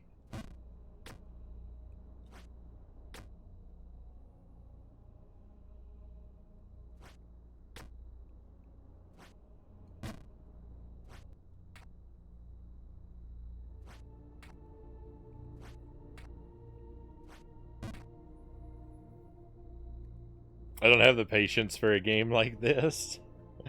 Uh, it's it's very trying. It's a masterfully crafted rage machine. That was a fortuitous misspeak there. I said raid machine. It's basically a double raid. We just had Rafnir come in, and now Nado is here. Nado, how did Batman go?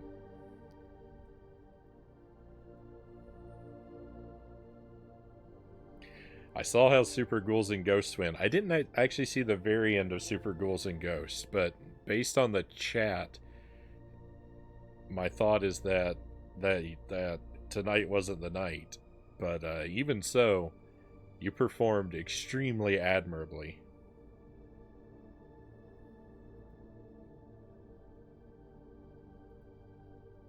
Making it to the green guy is tremendous progress. Tonight wasn't the night, but made progress a little. Oh, you did really well from everything I saw. You're doing great with that one, Nado. Finally reached the boss in stage 4, started stage 5 in Batman. GG. Thank you for the lurk, and yeah, by all means, grab your food, Nado. Don't let me hold you up. You know, as much as I want to chin wag, take care of yourself. Prioritize that first, and we'll thank you for the raid, and we'll take care of your people. Hopefully, we'll see you again. Finrag, and welcome in. Grateful to have you here. So, Jump King, we finished Jump King on Friday night. I've been struggling with Jump King for years. I played this game off and on for a very long time, but for the month of April, well, actually at the end of May, sorry, at the end of March. Which direction does time flow in? At the end of March, I committed to sinking my teeth into it. We played it every day, and I finally beat the game. I made it to the top. I met the babe. I got the credits. It was a victory. But the thing was, I wasn't playing the original game. I had got lost early on and was stuck on a DLC path. So I beat the game, but I still haven't beat the original game. So that's what we're working on now. This is our first playthrough, in air quotes, continues as we attempt to beat Jump King, the original Jump King. I don't know what to do about this. This looks unmanageable. I don't know if I can get past this.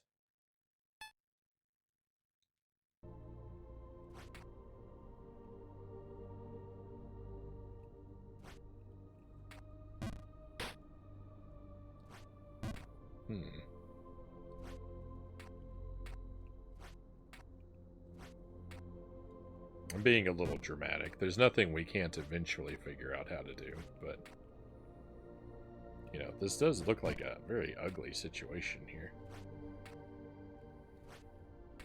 With this slope I've got to jump over.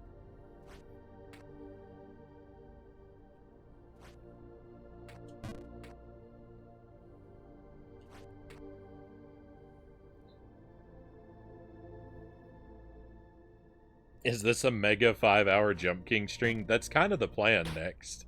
And welcome in. The plan, I only have Jump King planned for tonight. If I come to a really good stopping point, or like if I burn out on this but still have a little bit of energy left for something, we might do a quick playthrough of something else at the end of the stream. But no, I don't really have any plans for that. My plan is to just play Jump King all night.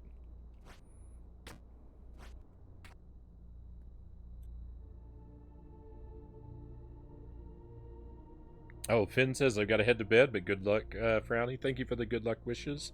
I hope you sleep well and have a fantastic tomorrow, Finn.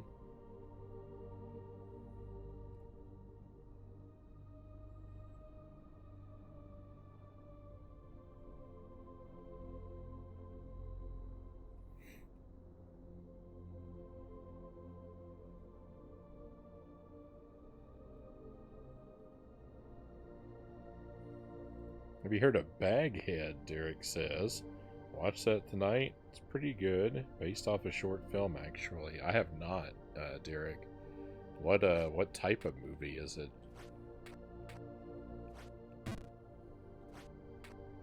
Like, what genre?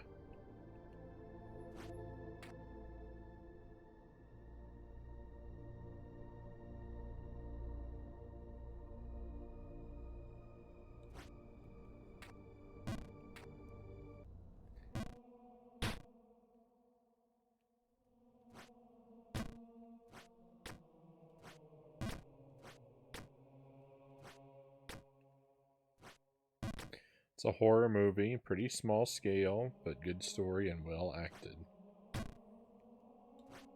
Yeah, I don't know that one. Baghead. Makes me think of Friday the 13th Part 2.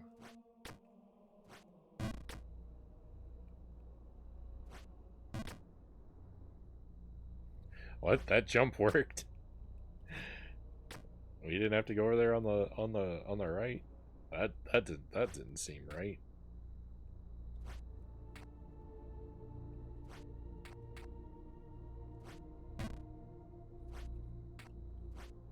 Oops.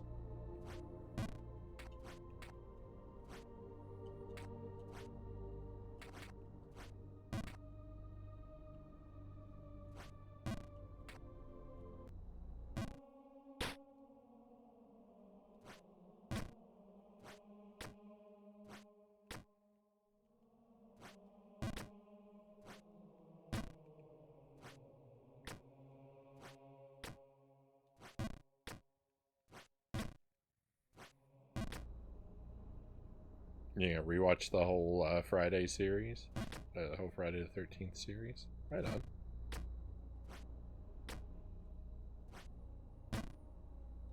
I find a marathon of those movies to be really tough to do because they're all so similar at the beginning. Like the first 5 movies are all really similar.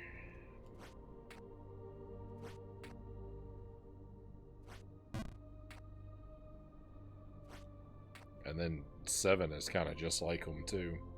I know there are little differences, but overall, they're more similar than they are different to me.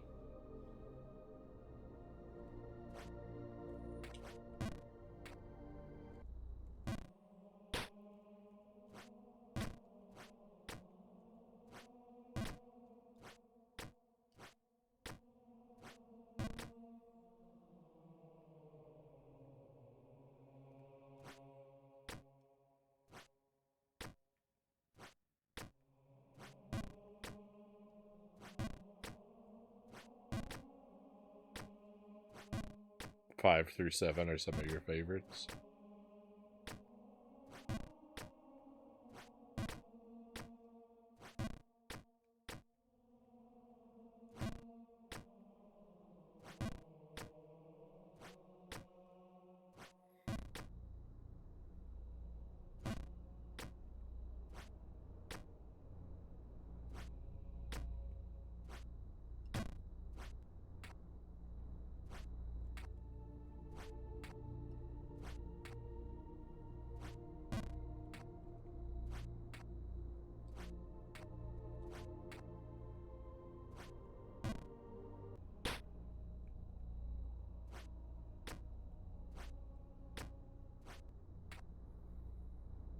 I might be the only guy who actually likes 8 or admits it. Yeah, you might be alone there. Friday the 13th Part 8 is pretty terrible. Oh, oh my goodness.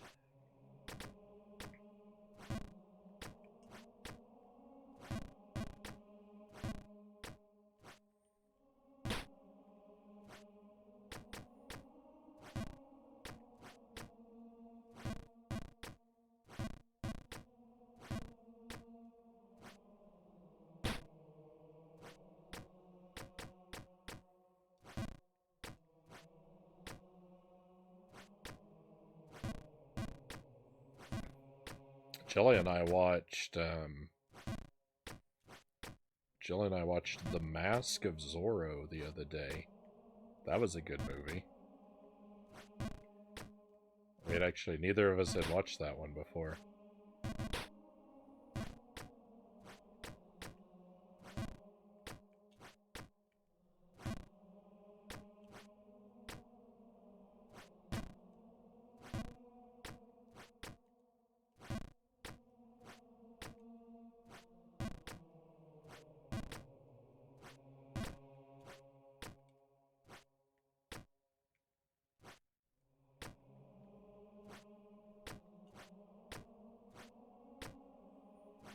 Mask of Zorro is pretty good.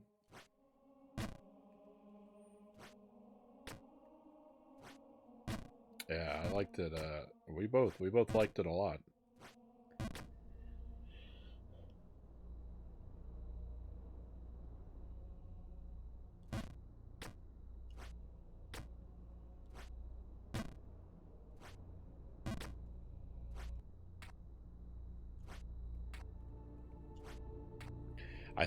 I think Friday the 13th Part 8, I think that was the first one I ever saw. I think that was the first one I ever saw when I was young. It came on TV. Like it's like a late night movie one night, and I caught it there.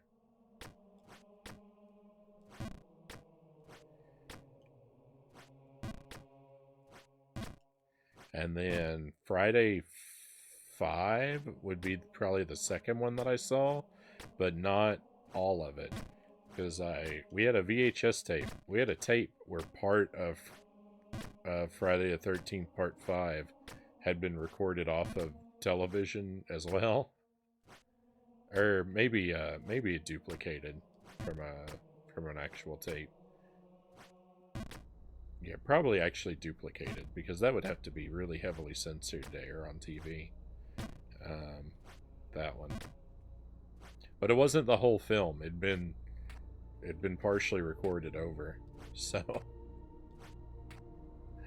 well, my first experiences watching anything from that series were Part 8 on a television broadcast and part of Part 5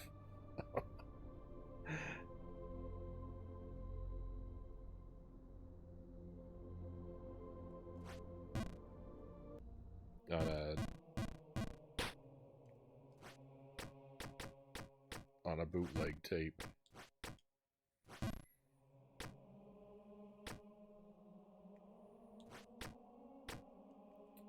Greg says never really been a fan of horror films in general.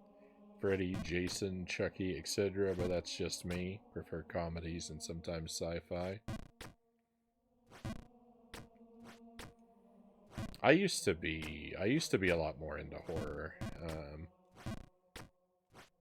I don't really reach for it so much nowadays.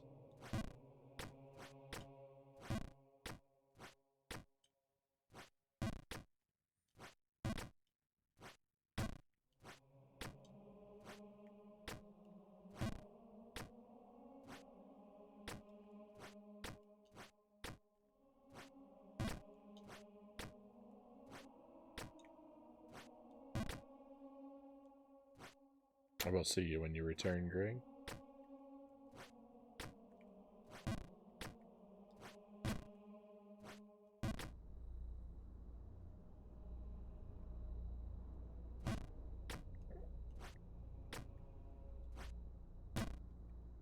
New Nightmares up next for you, and that's the last of the nightmares you've yet to see.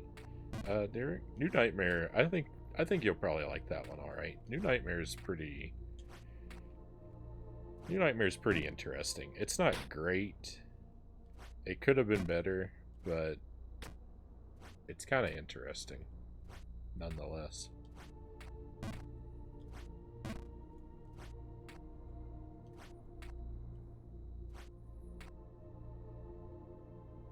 What stream did I beat the DLC? That was the last stream that we did. Next, the very beginning of the stream on Friday night. So it should be my most recent VOD.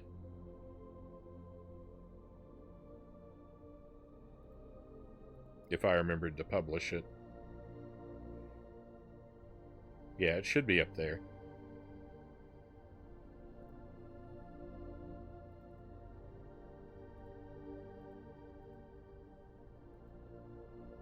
I have to see your reaction. Well, there's actually two clips. Someone clipped the most important moments from that stream, and one of them is they're both right there near the end. So if you don't want to scrub through the whole VOD, then if you check the clips,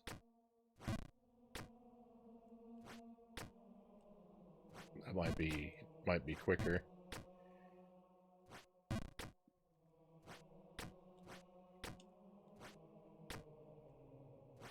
If you're looking for a big reaction from me, though, you might be kind of disappointed.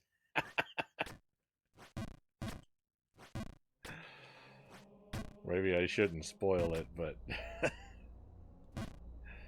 and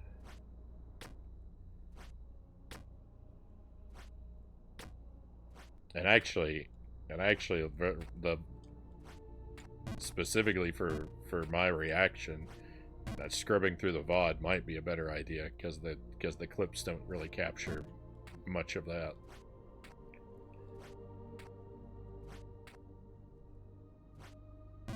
Since they can only be so long.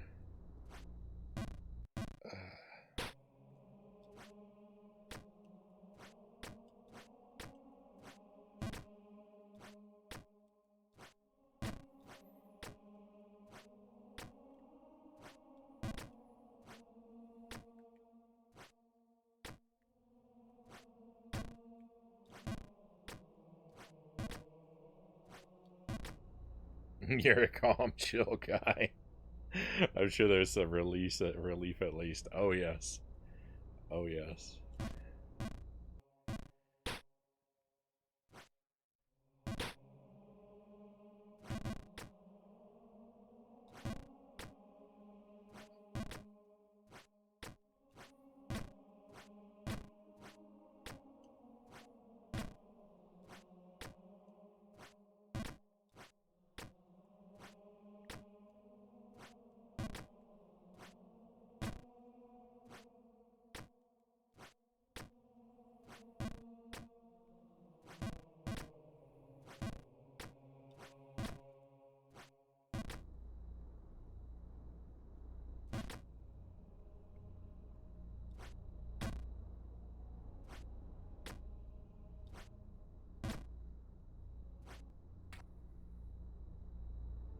They just added Super R-Type to the Switch Online.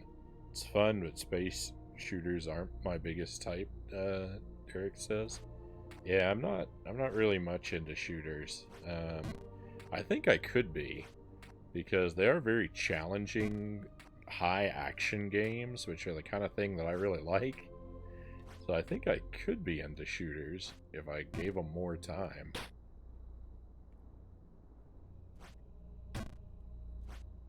I just never.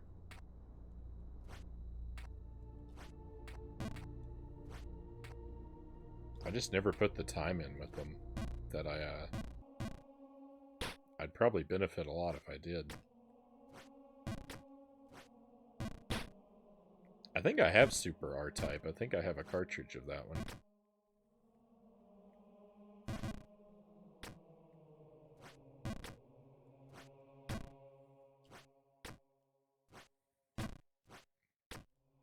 My favorite shooter is Gunsmoke on the NES. I like that one a lot. That game is really high up there for me.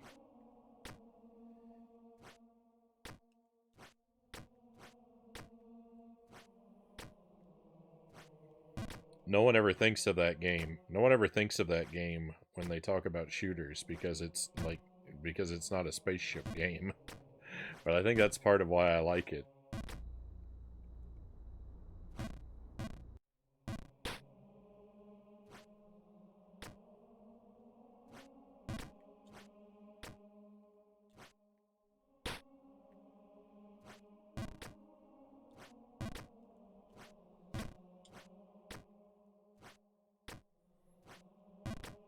Defender's one of my faves, Derek says. We used to have Defender on the Commodore. I had that on the C64 as a kid. I never did play it a whole lot, but it was alright. I'd put it on from time to time. I wasn't very good at it. Wasn't very good at it as a kid. If I played it again now, I could maybe like it more. Generally speaking, I'm better at games now than I used to be. This this blue ruin here is really throwing me for a loop, though.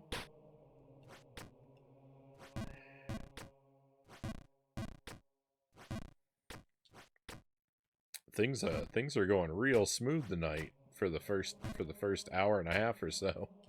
But ever since I got up here, things have been going rough.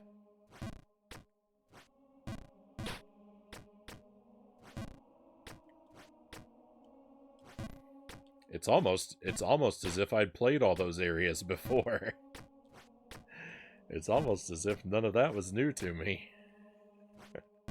And now that I'm having to learn stuff for the first time, it's a really slow, painful process.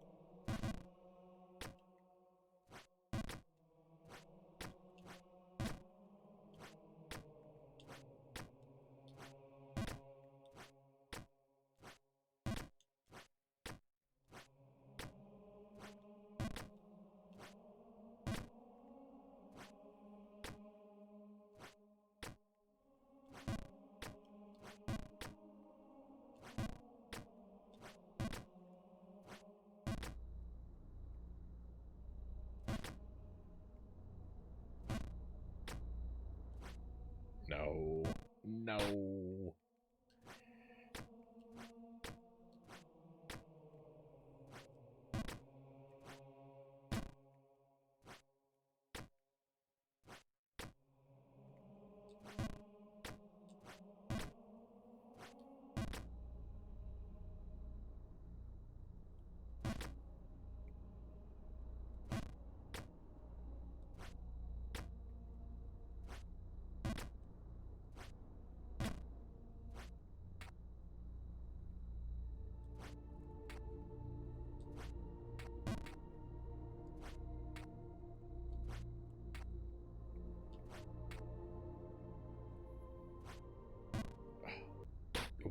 Why is that jump so hard? I really don't get that.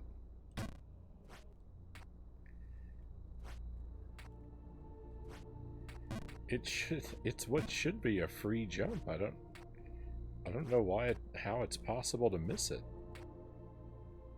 Goodness. And I really don't understand what's going on over here with this slope.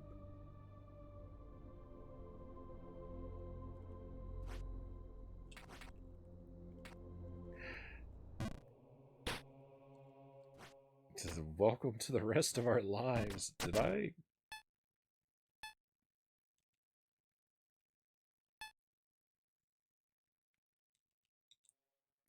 Just making sure I didn't equip or unequip something that would mess me up further.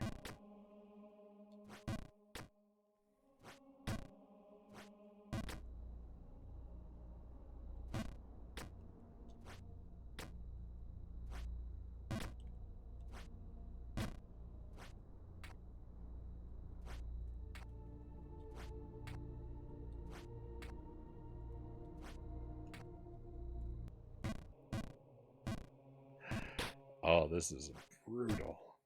Brutal.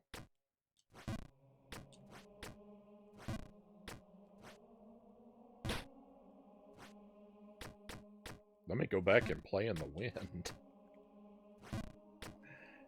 This is too tough.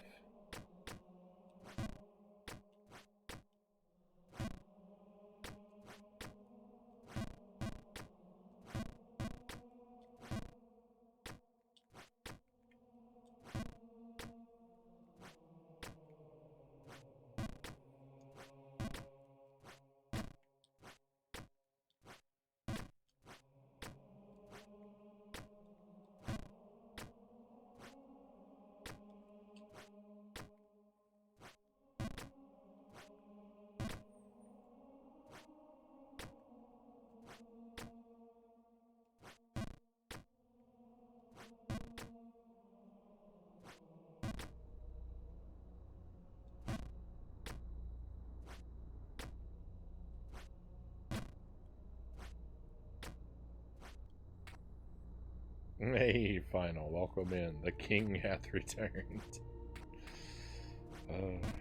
I don't feel particularly regal at the moment. Maybe you're referring to yourself.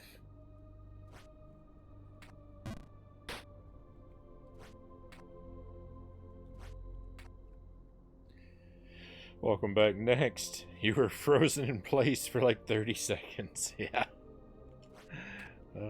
That's I feel like games have that effect on me.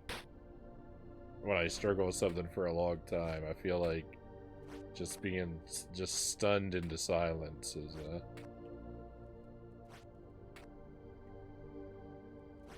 not an uncommon reaction. It was great. I was super happy to have made it up there. I'm really shocked. I'm really shocked that it kind of only took 2 tries as well. Like the first time I saw the babe, I blundered, but then the second time we made it that high, I made those jumps. That's pretty shocking. It's pretty shocking. I would have figured it would have taken more tries than that. As nervous as I was feeling toward the end.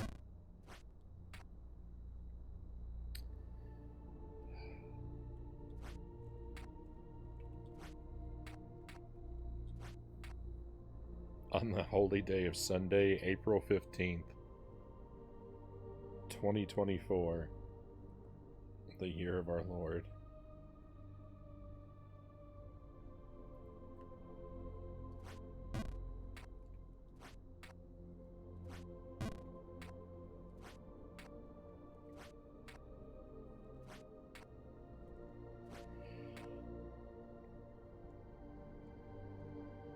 I think, yeah, the crown is from the DLC.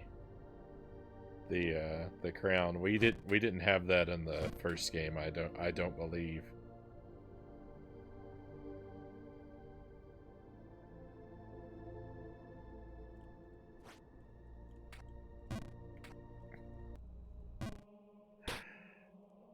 What am I doing wrong?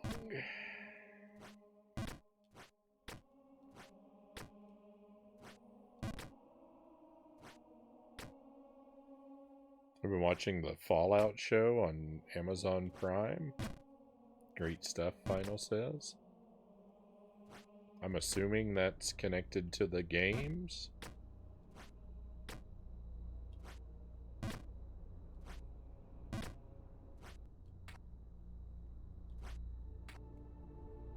It is. I haven't played any of the games.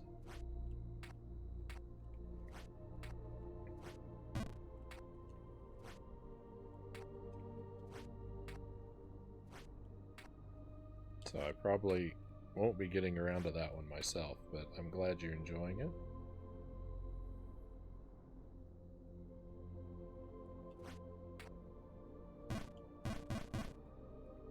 I don't know what the point of this platform is.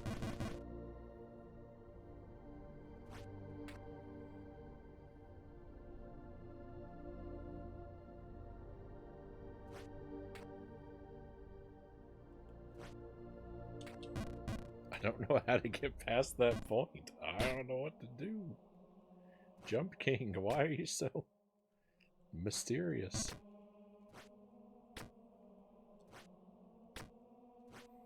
I didn't see any situation in the DLC that's like this.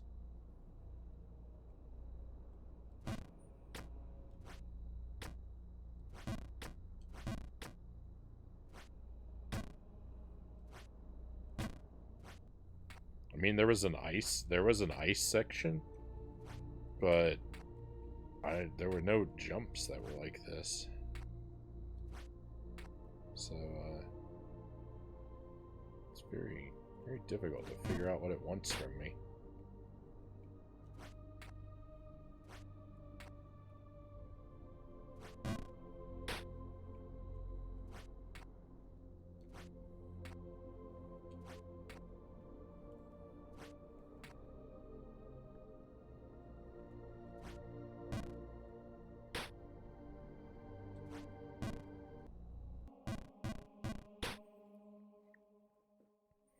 You can watch the show or play the games in any order is the nice thing.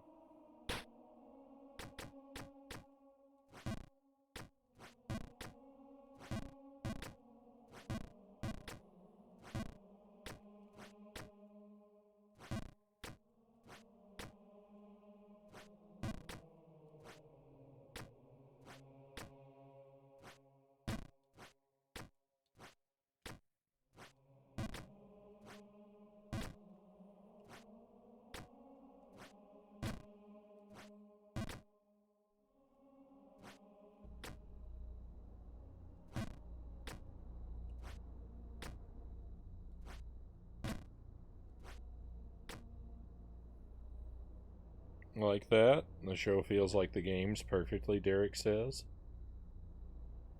You're also enjoying the show.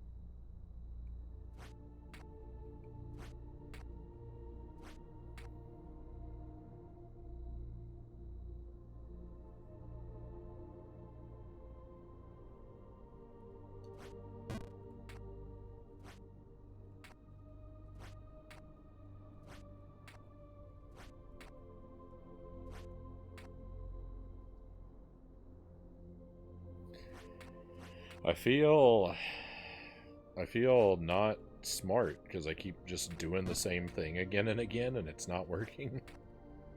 But I really don't know what else to do.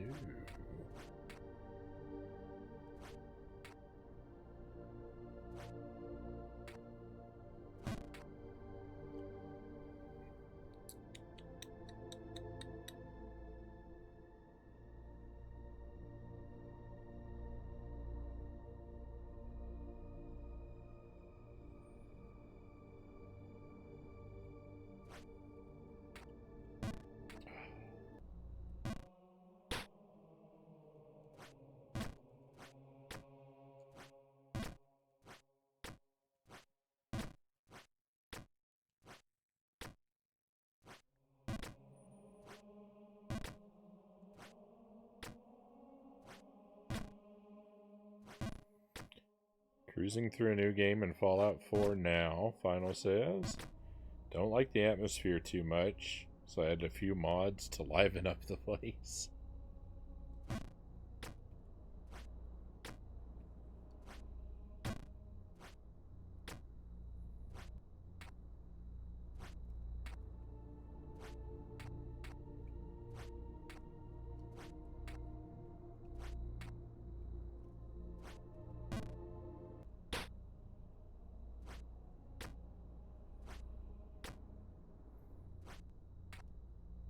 Rented Dead Island 2, Derek says, from the library. That game is a blast. Library rentals, right on.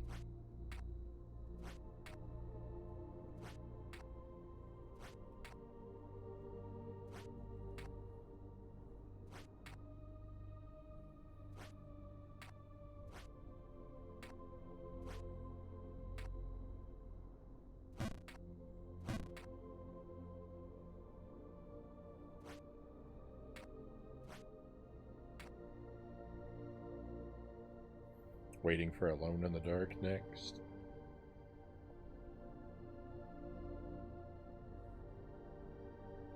All these new games. I'm never going to get around to any of them.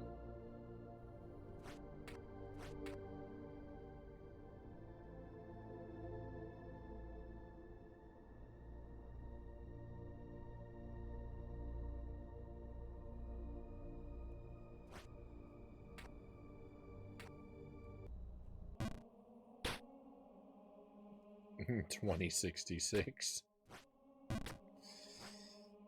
I don't know.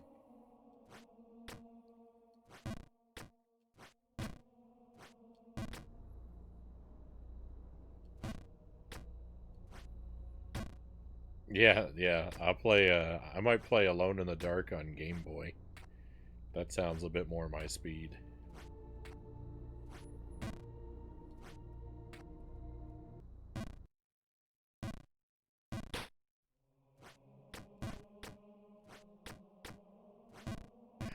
I hope everyone's ready for 5 more hours of just these 4 screens.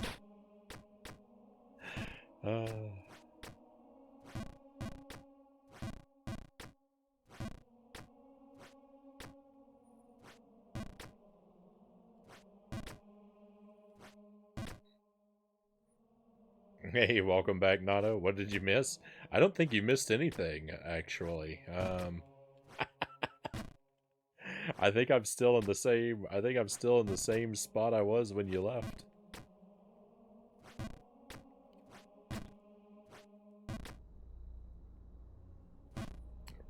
Progress in this one doesn't exactly come quickly. I hope you had a great lunch. Hope you had something. Hope you had something really satisfying.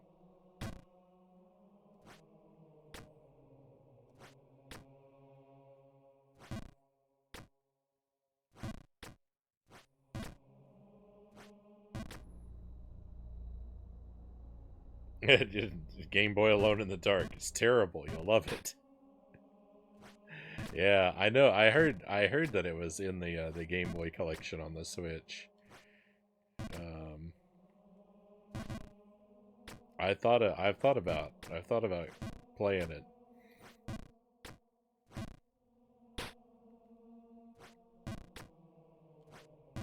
Maybe if we need some material for... Maybe if we need some material next month for Halloween, we'll think about it.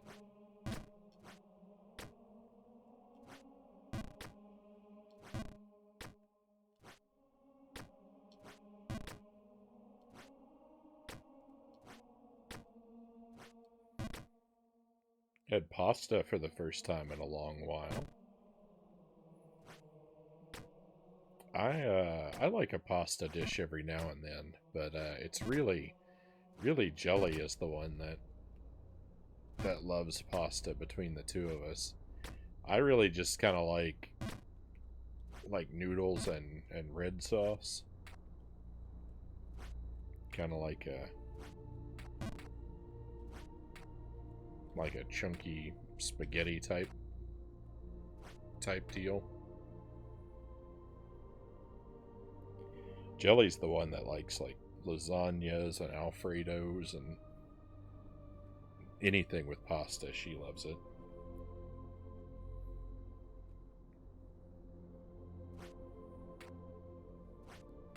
I like pasta with chili. When I make chili, I like to put it over top of pasta sometimes. I like rice better, I think, but pasta is good too.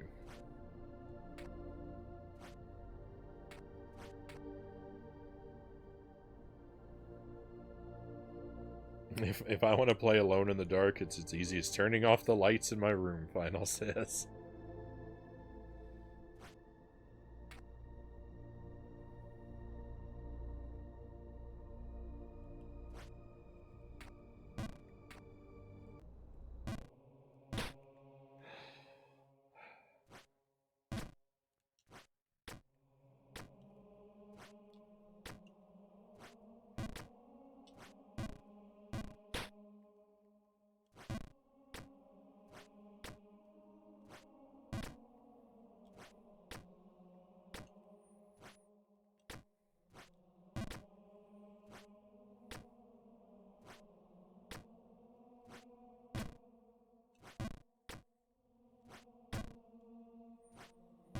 That slide is evil.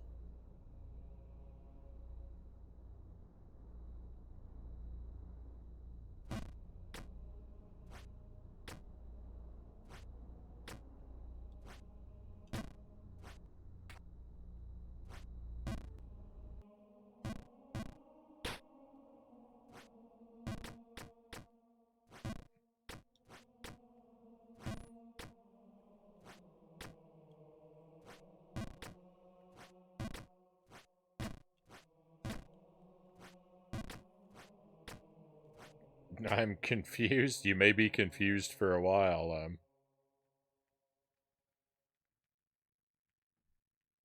You may be confused for a while, Zergling. Don't try and feed me hints. Don't try and feed me help.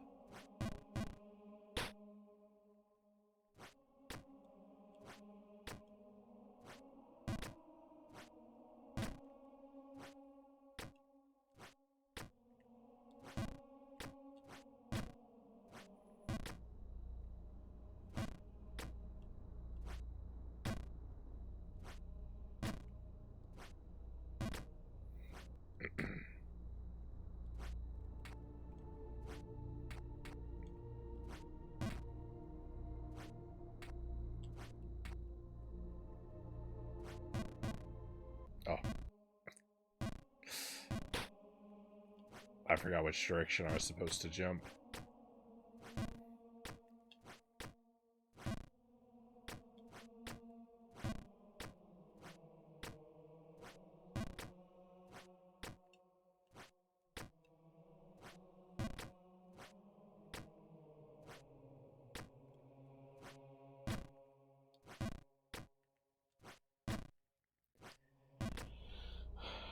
Buttercream sauce with chicken?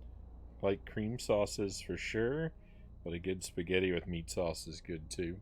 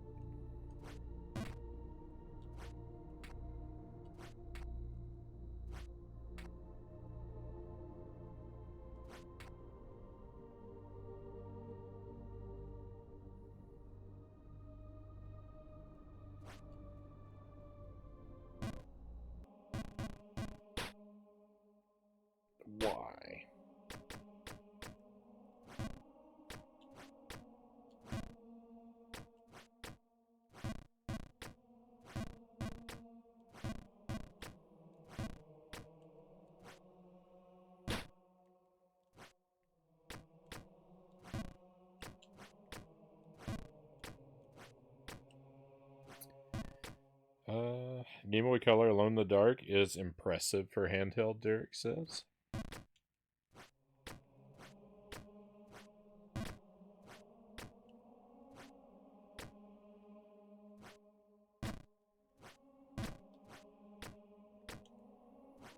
The jump is free from that left-hand thing, and I just never remember to go over there.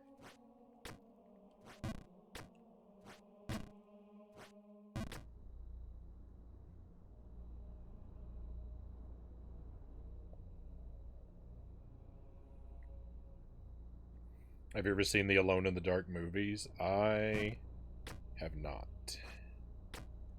I don't even think I knew there was more than one.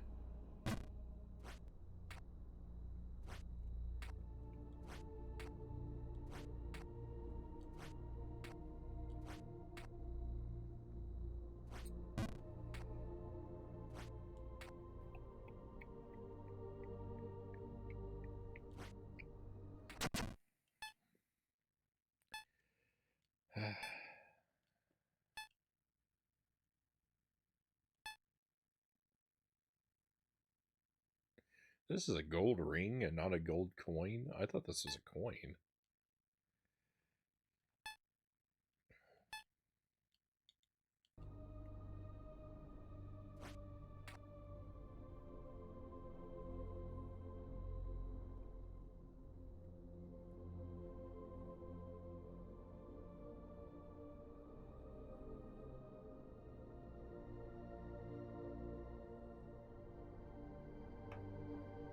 What?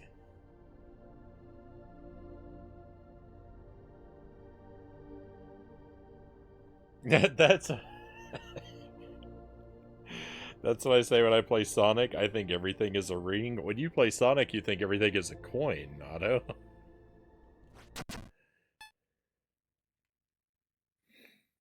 um,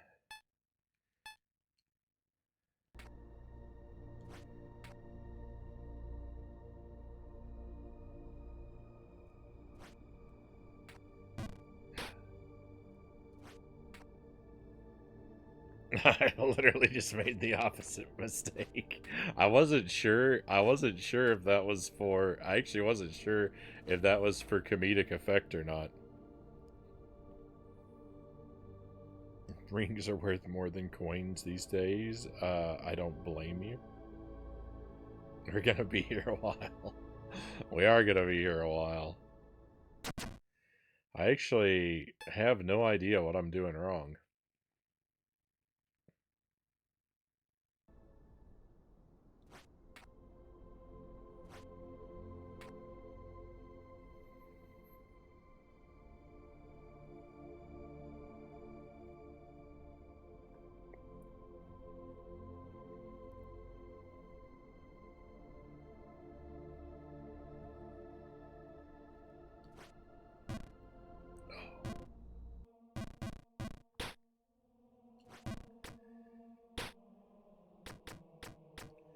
We'll see. I'll keep banging my head against it until I figure it out.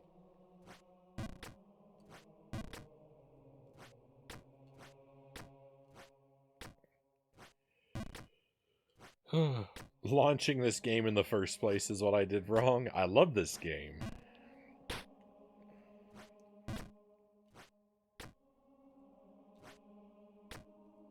Jump King, #1.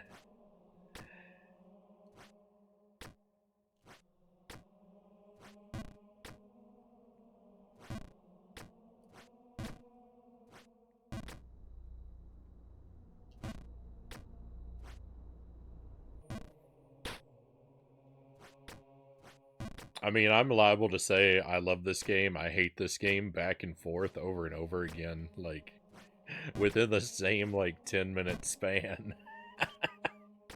It should... I am nothing if not mercurial. uh...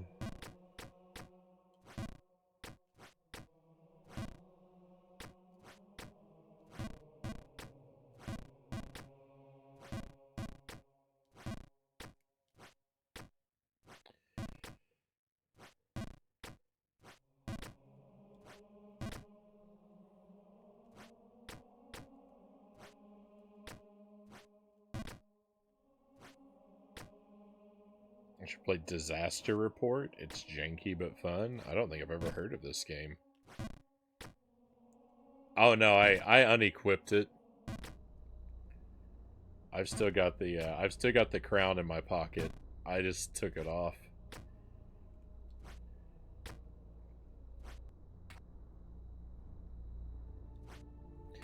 I was wondering if maybe the crown was making me extra slippery somehow or something.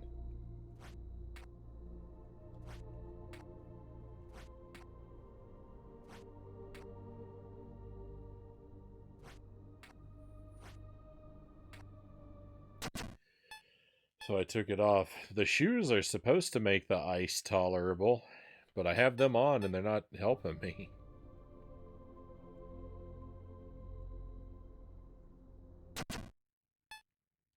I thought maybe I'd accidentally turned the snake ring on.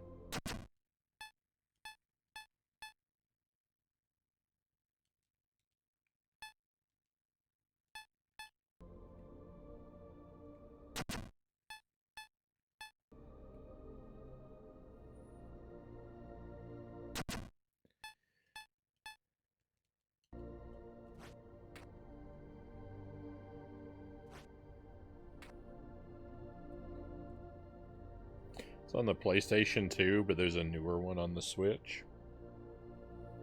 No promises.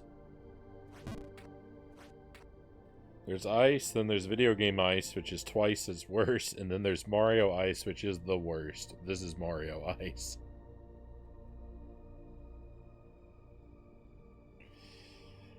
Oh, I've already learned about all about the snake ring, Nato. Well, I think I know all about it.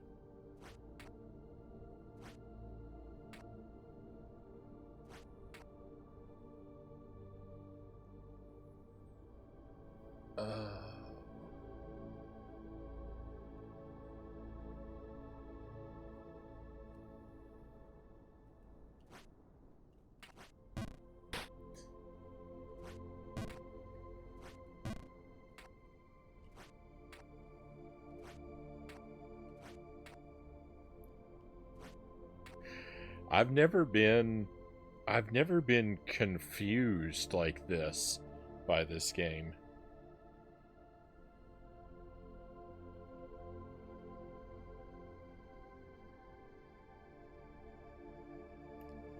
I've never hit an obstacle where I've just not known what to do.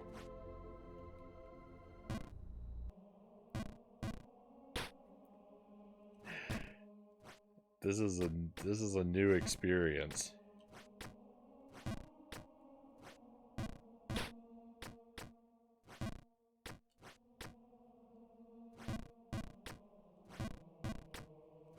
And not a good one.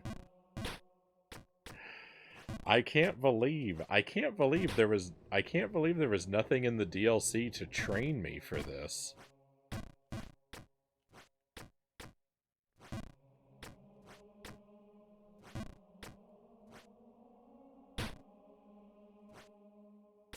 This is not the situation I expected to wind up in.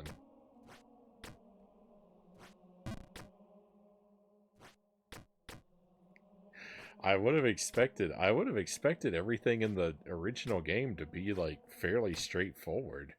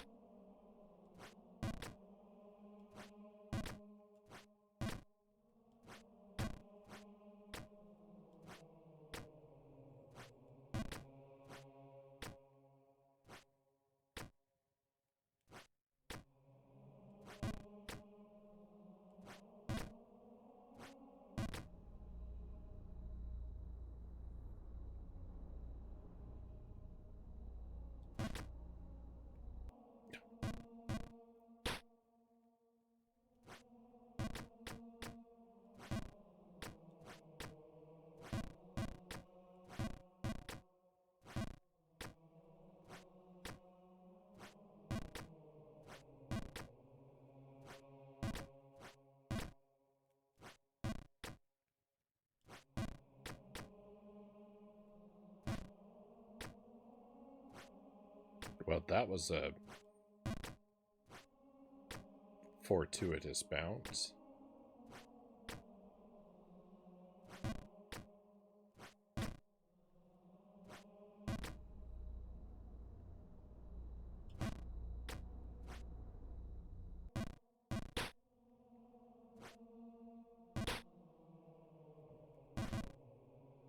I couldn't duplicate it.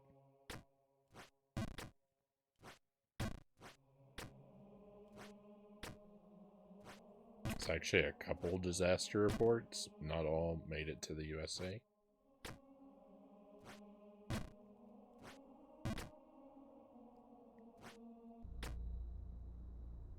It's a shame. It's a shame how that happens with some series.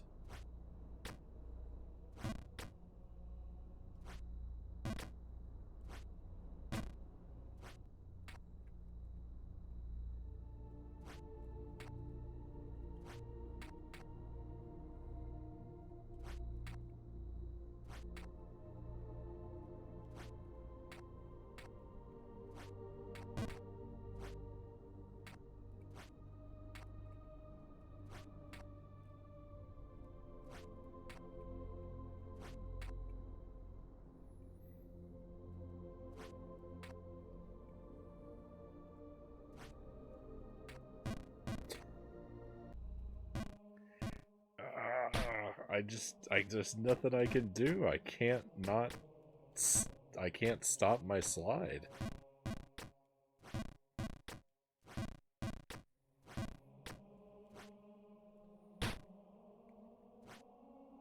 My only other idea is that I am supposed to somehow time a jump at the end of that slide, but I haven't been able to pull it off yet.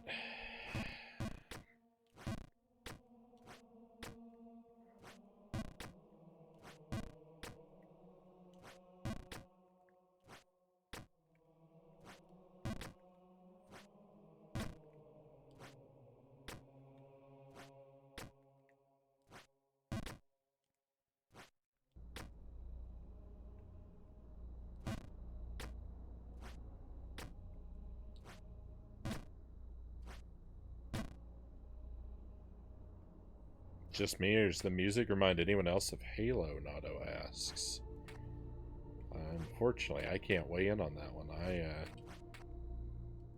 never actually played much of Halo. I played a little bit of the multiplayer to Halo 1.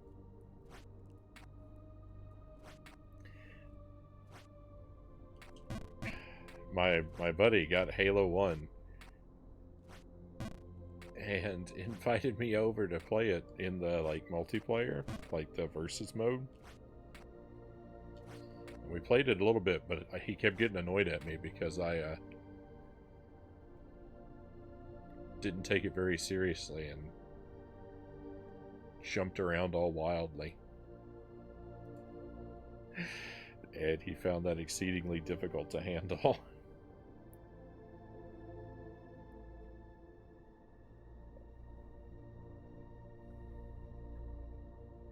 How dare you, Frownie?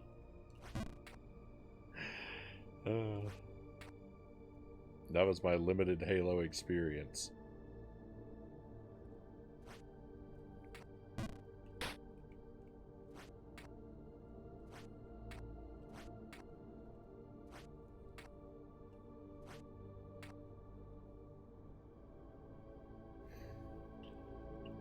This doesn't make any sense.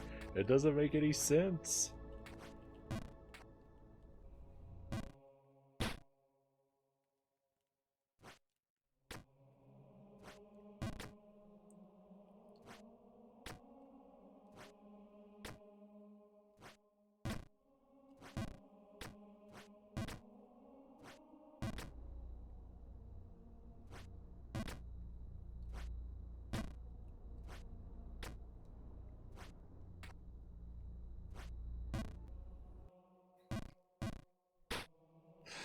The game isn't even difficult at this point. It's just obtuse.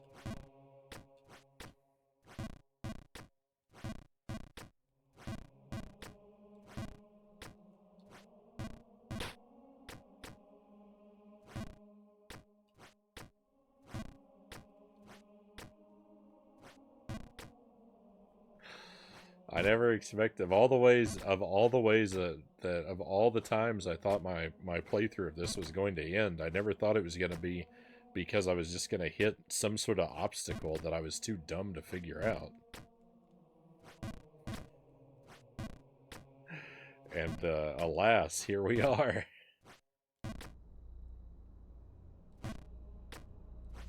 This is an insurmountable obstacle. I have no mechanism for overcoming this.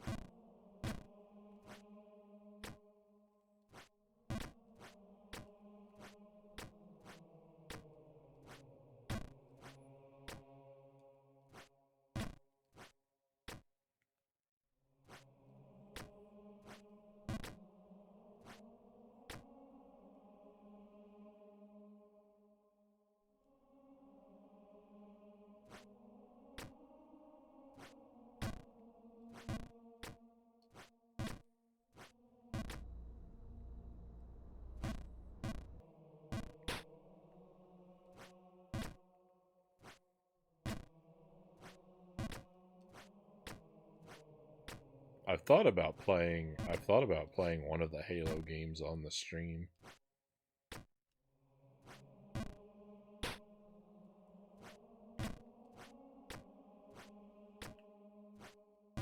I've thought about playing the first one.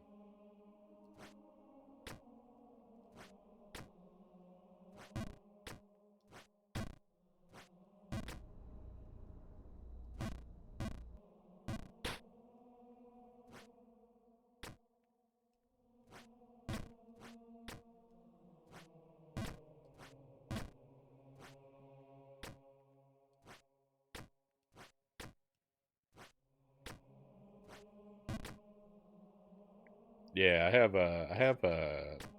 the original Xbox.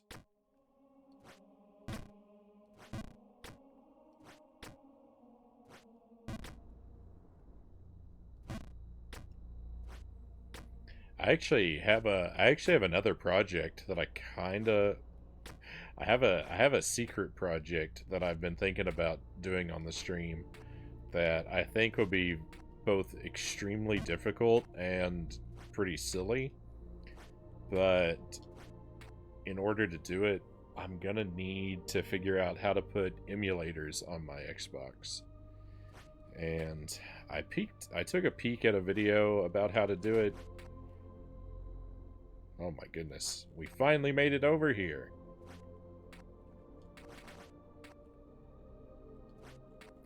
I discovered the secret tech.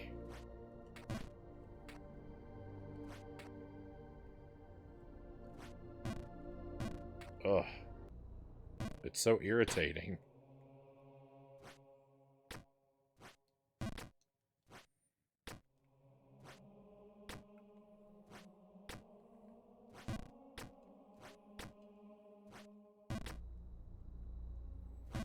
Anyway, I need to figure out how to put emulators on my Xbox.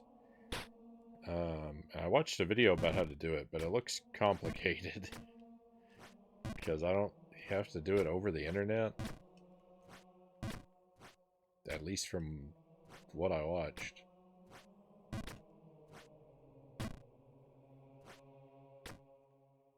I'm probably clever enough to do it, but...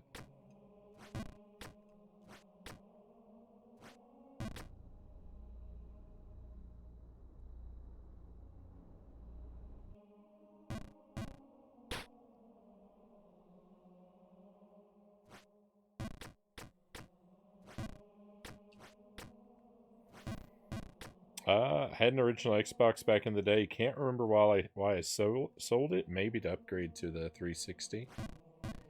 So I got mine at a yard sale, I think, and I had it for years without ever even turning it on. And I to use it on the stream was the first time I ever plugged it in, but I never even bothered for the longest time, because when I bought it, like, I didn't even know if it worked, and I never even bothered to turn it on, because for ages and ages, like, I never had a controller for it, so it was never worthwhile to me to even give it a try. And then finally I had something I wanted to play on the stream, and so I had to buy a controller, and fortunately it actually worked. What do you need the emulators for? Well, I can't really... that would give it away, Nado. And I want to keep... I have an idea for a silly project, but it's not something I can do on original hardware.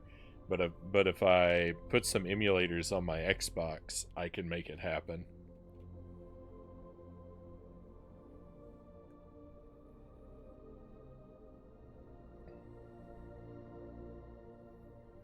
But I don't want to share what it is, because it's something very ridiculous, and I want it to be a surprise.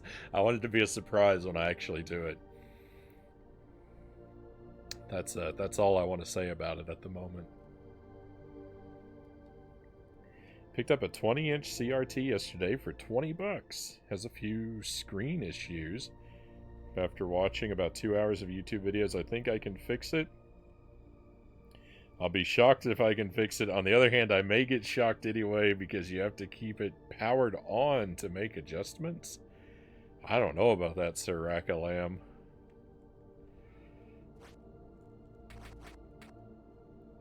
I don't know about that. I mean, I don't want to doubt your abilities, but boy, messing with CRTs really scares me. They're really dangerous.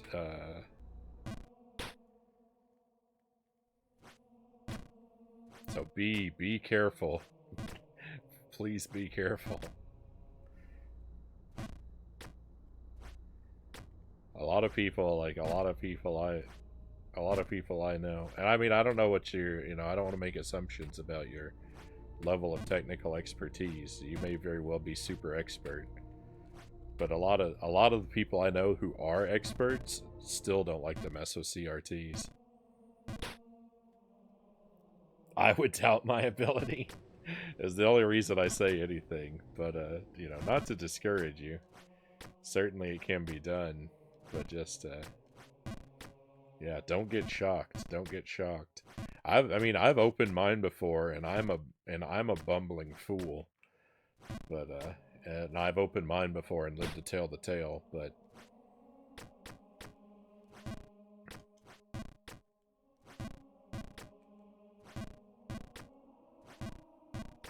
it wasn't without a lot of trepidation.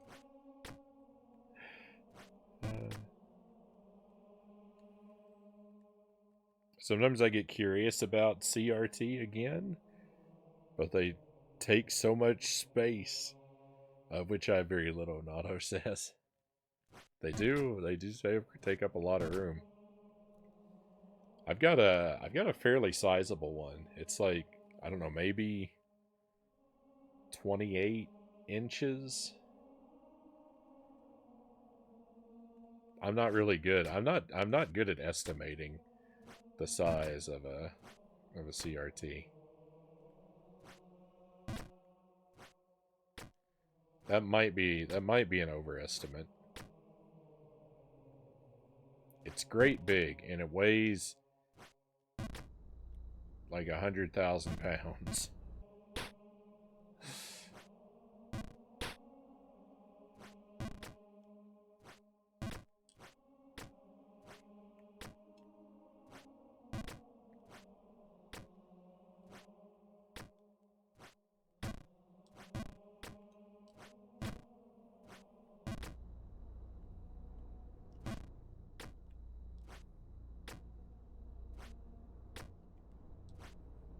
I wouldn't want to play my retro consoles any other way.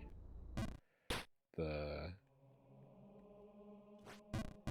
the CRT is the only way that I want to play anything that has a composite output available.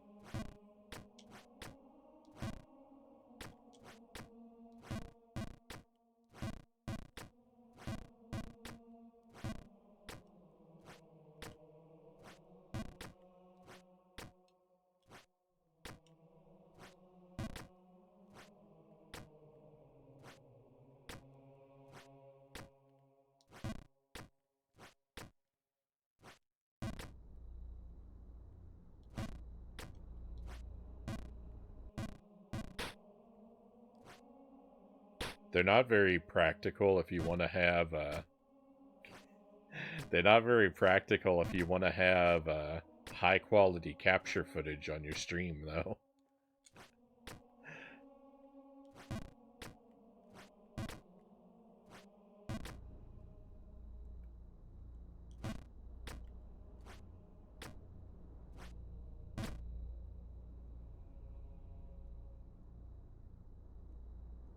I'm the crazy guy with everything component video and a scaler. It does a fantastic job. Well, see, that's what I was thinking. Was like, you like to have nice, crisp video capture.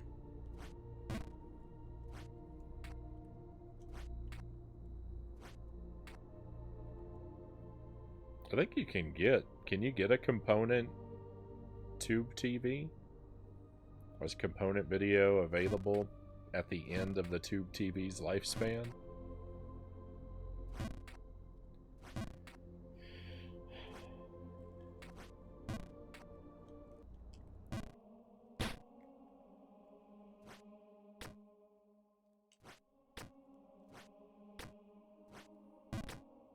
I've become more lax about that.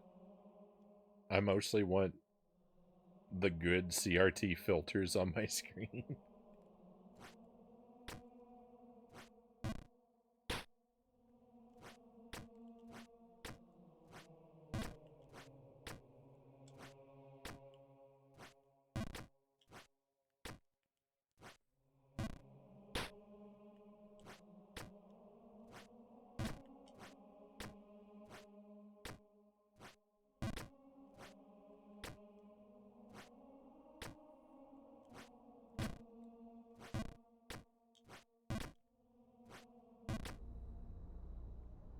Some consumer CRTs had component, and some PVM CRTs had it also. From what I gather, I may only need to make adjustments to 2 knobs that are meant to be adjusted, turn the screen to level it, and lastly, add a couple strip magnets to correct edge distortion.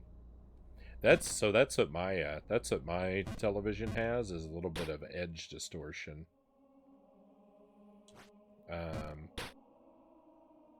I just live with it though.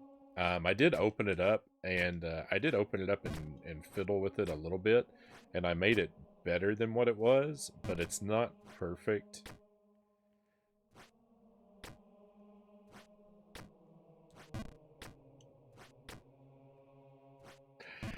It might have been better if I had I might have been able to do a better job if I had dared to try to adjust it with it powered on, but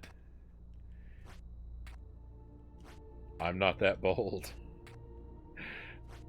I'm not that bold. So, but it's fine. It's you know, like everything else, like every other piece of technology I have, it barely functions, so it's good enough.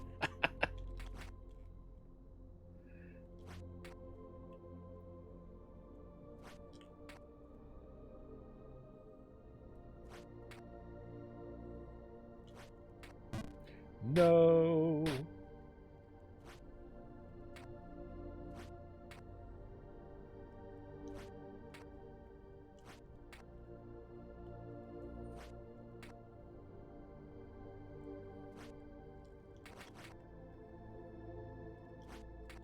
That is deceptively difficult.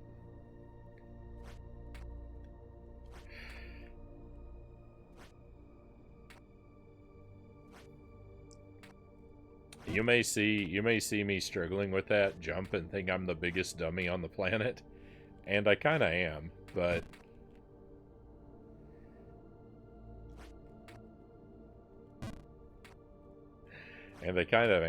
But the thing about it is, like, so to stop that slide, you have to hold back and you have to tap the jump button really, really quick, and that's really antithetical to the way the rest of the game trains you to behave. There's no other situation that I've come across where rapid taps of the jump button are a thing.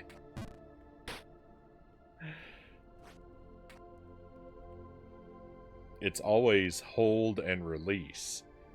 So this is like this it's something, it's very difficult. It's very difficult to wrap your brain around. It's very difficult for me to wrap my brain around a new way to interact with the jump button after almost 100 hours of training that has not included that.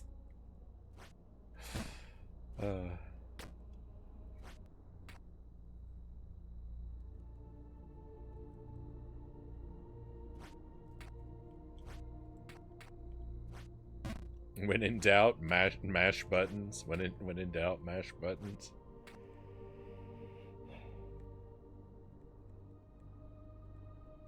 I bought a degaussing wand off Amazon. It's meant to help correct color distortion.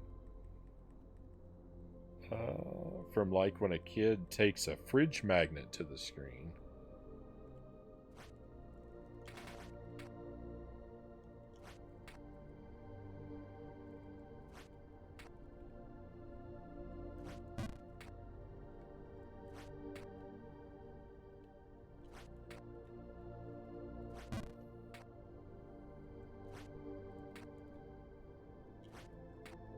Ooh, that's tough.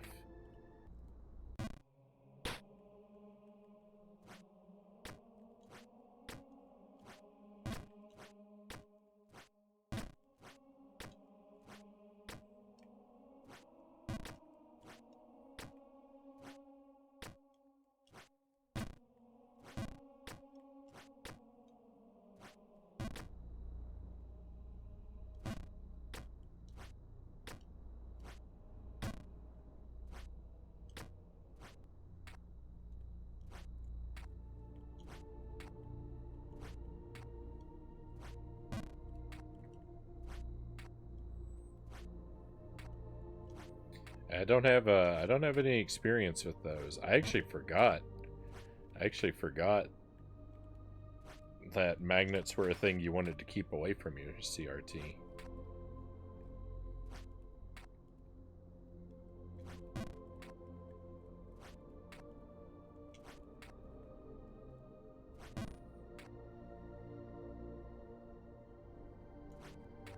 No.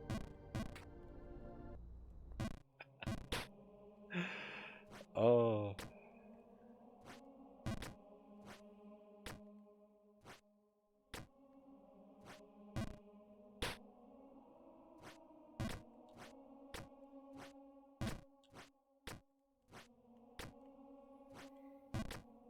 One of my 15-inch portable monitors would distort a CRT when placed nearby.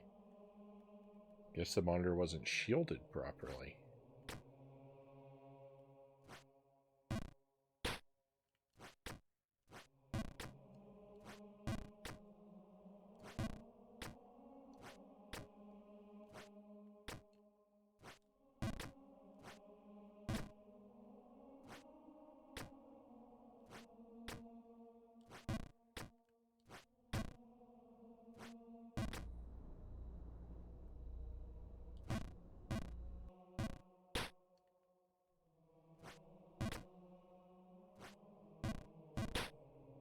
I have 3 CRTs currently. I have... So when we started the stream, I had this little 12-inch monitor,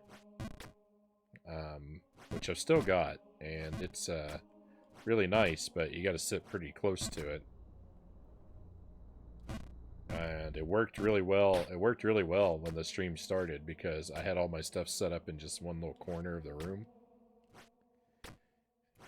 And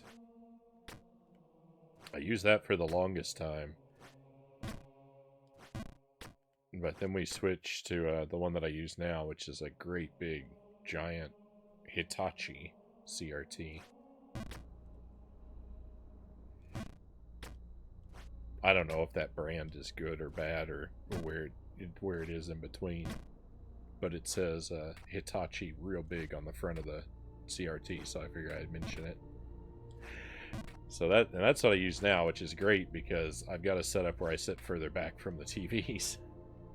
So having something big enough that I can see it is really nice.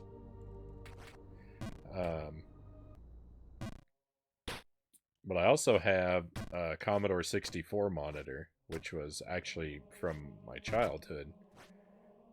And I tried to integrate that into my setup for a while. Oh, the thing about the big Hitachi monitor though, the giant monitor, is it actually came with the house. It was in the house when Jelly and I moved in. So that was a nice. That turned out to be a nice bonus.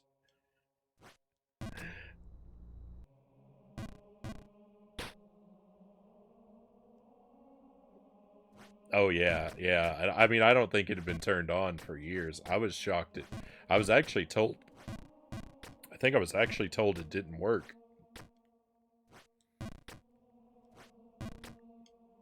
Our moving into this house was a sort of complicated situation. Um, so it was filled with all kinds of the previous owner's stuff.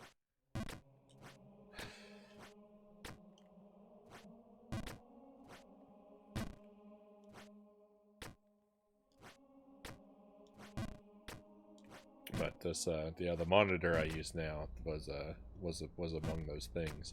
But I also have a Commodore 64 monitor, which is from my childhood. It was after my dad stopped using the C64, the monitor from that became the television in my bedroom when I was a kid. It was plugged into a VCR, and then all of my game consoles are also plugged into it. So it's what I grew up playing games on. And I tried for a while to incorporate it into the setup of the stream just for nostalgia purposes. But it's not, since it's a computer monitor, it doesn't, the problem with it is it doesn't have video out ports. It's only got it's got very limited video in, and it has no video out.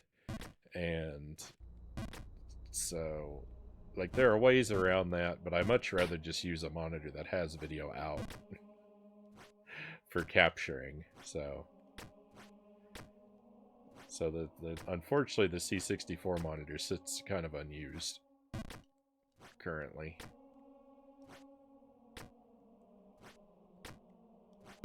Although I've got a spot now in my room, I could set it up and at least have it on display.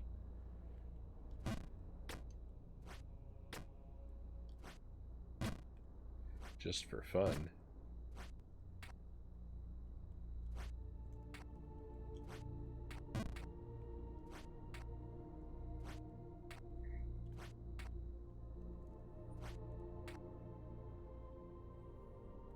This would be my second CRT. The first is a 13-inch Sansui with built-in VHS. It's what I use to stream VHS movies to Discord.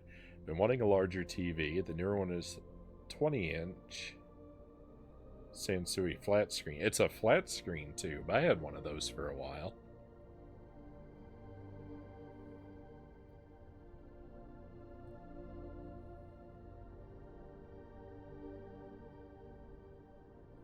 I have half a mind to pick up a small PVM here in Japan, again, but if I head back to the US, I've got concerns about shipping costs plus whether or not it'd survive the overseas transport, Nato says.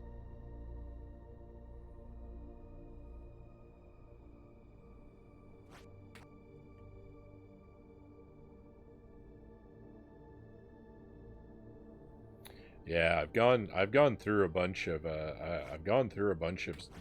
tube televisions.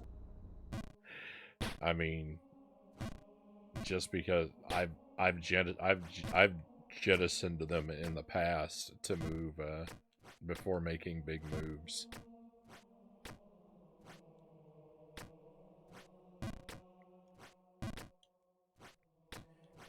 For a while, for a while there, you could get them dirt cheap at like pretty much any thrift store. You could go in and get a tube TV for like, you know, like $5 to $10. And so for a long time it was just a better move to just, if I had to move, to just throw out the one I had and buy a new one after I moved.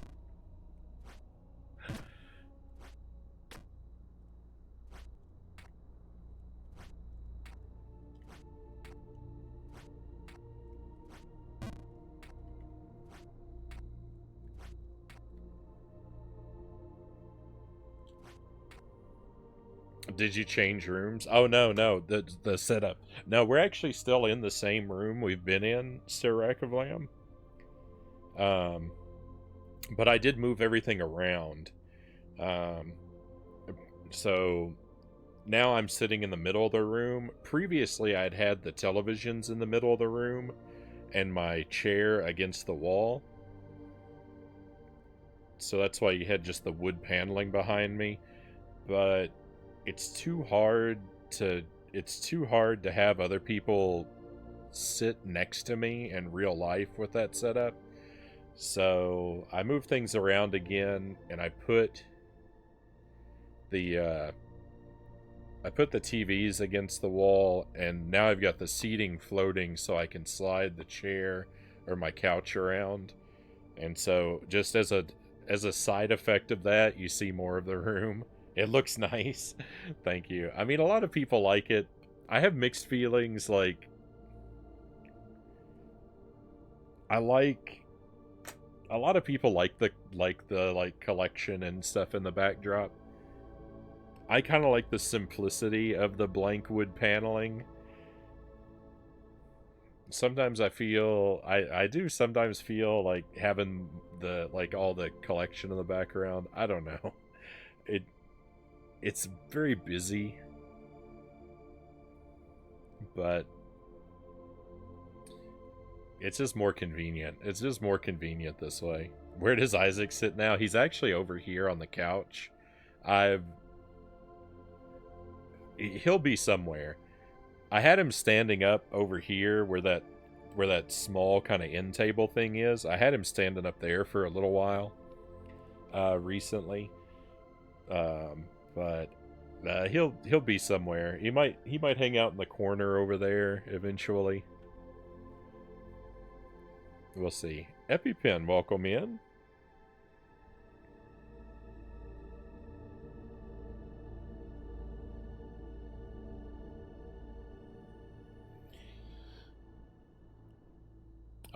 What are we playing? Jump King? A sequel to Jump Man, maybe? Does the card catalog actually reference stuff you reference how to find stuff you own? No, the card catalog is where I store my NES games. It's not, I mean, I guess it could be used as a card catalog. It was actually labeled as a library media storage.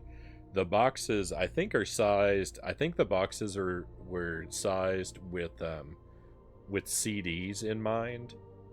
A CD in the jewel case fits into that really nice, but also NES games fit into it really nicely. So that's where I keep my NES games mostly.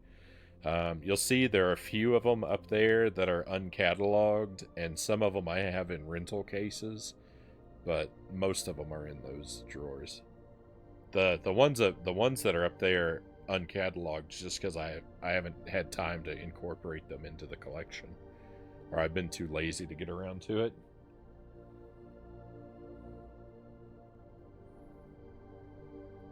What about Jump Queen? They should make that next. Apparently there is going to be a sequel to Jump King. Someone told me it was supposed to come out this year, and I looked. There's a page for it on Steam. It's called Jump King Quest. It looks like it's not the same. It looks like it's Jump King in name only. So, it doesn't look like something I'm gonna end up playing. Just from the screenshots and the sparse information that I saw about it on the Steam page, I don't think I'm going to be interested in playing it because it's not the same kind of game. But we'll see.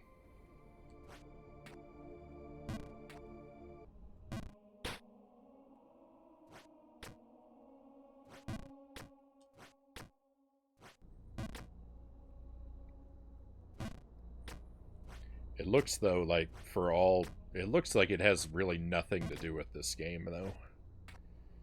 So I'm kind of puzzled as to why they're even bothering to call it Jump King.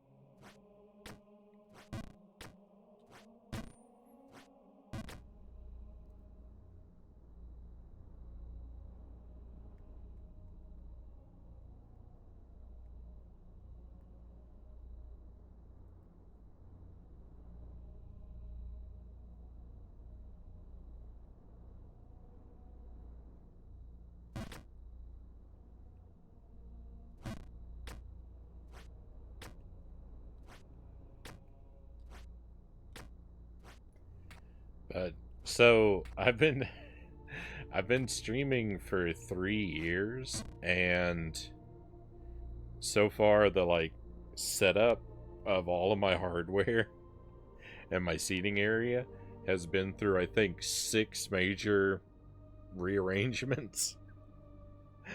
I just can't seem to keep anything in place for very long.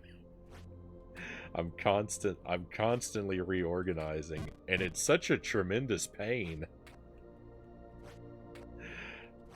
I hate doing it every time. But if I think of what seems to be a better way to have things set up, it just eats away at me until I make it happen. I can't I can't squash the thought.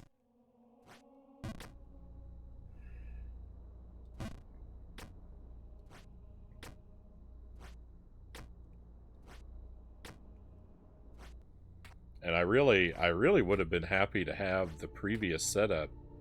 I really would have been happy to have the previous setup pretty much indefinitely if it hadn't been for the thought that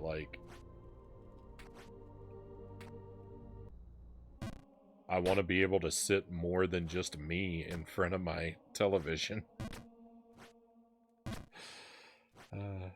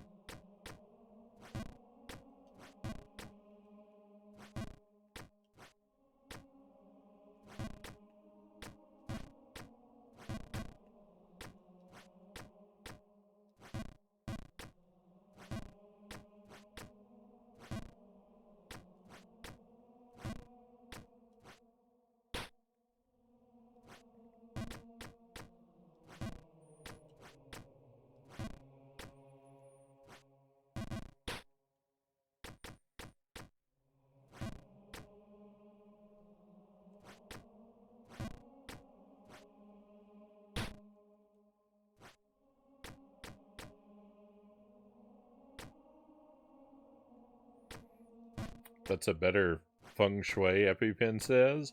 One that anticipates company, relationship centric modeling.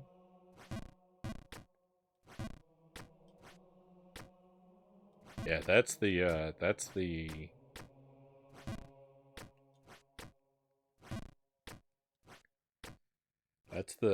primary goal of the rearrangement is, yeah, to anticipate company.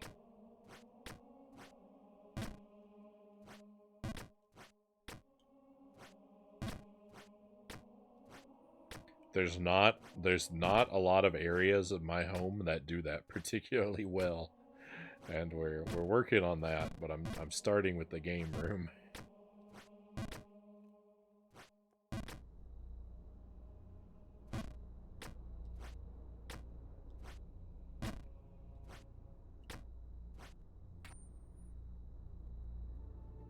I read a book said if you don't create space for others, then you won't have them.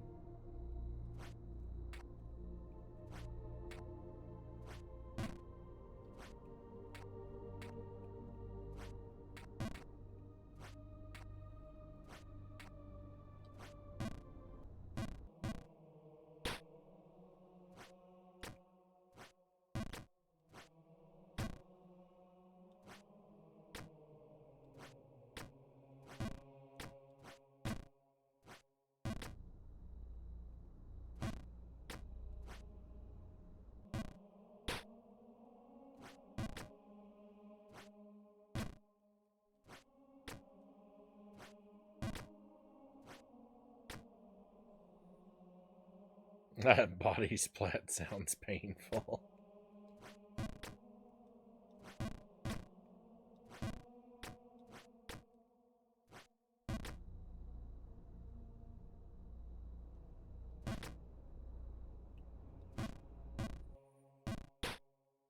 Why can't I spell today? I mean, you've seen how horrific my typing is. I blame my tablet though. I uh I know I come across as an illiterate dunce in every chat that I ever participate in because every other word is spelled wrong, but I swear I know how to spell. It's just my thumbs are too dumb to type on the on-screen keyboard on my tablet.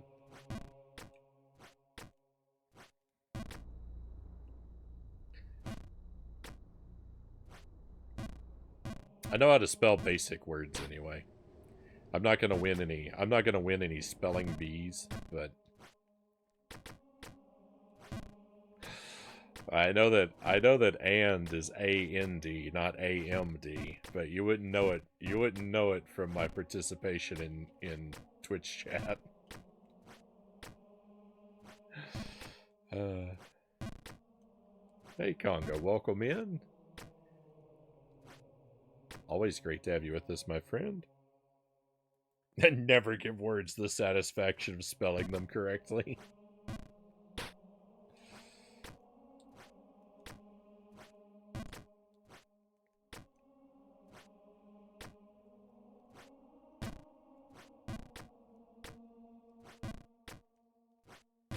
Don't want to display that kind of weakness.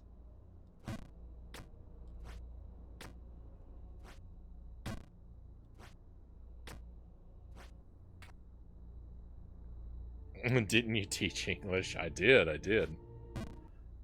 spent a long time as an English teacher.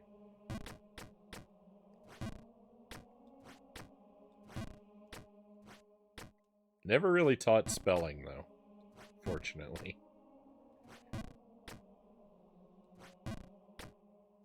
Spelling was kind of assumed knowledge at the level that I taught, so I didn't have to worry about that.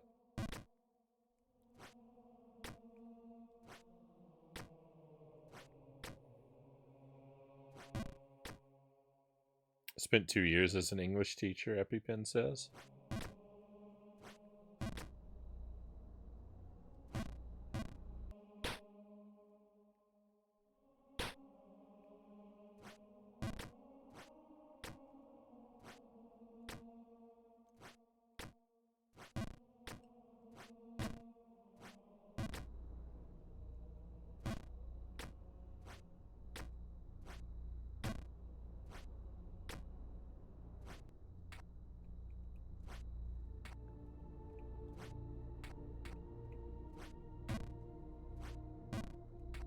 Well, I say a long time, but you know what? It's actually like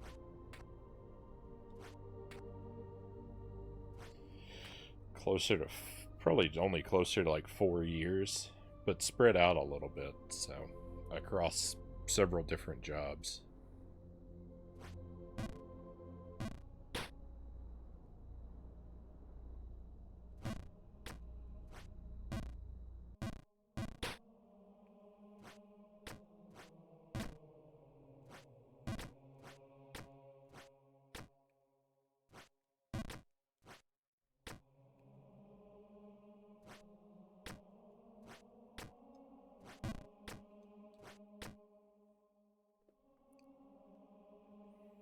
I'm not typing on a tablet. I have no excuse, Nato says.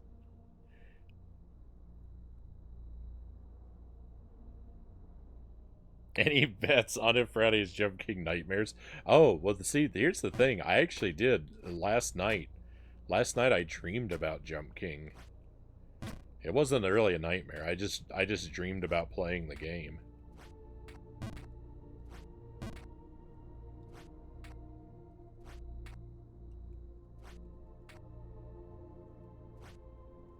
I think I I think I did a little bit better in my dream though than I'm doing now.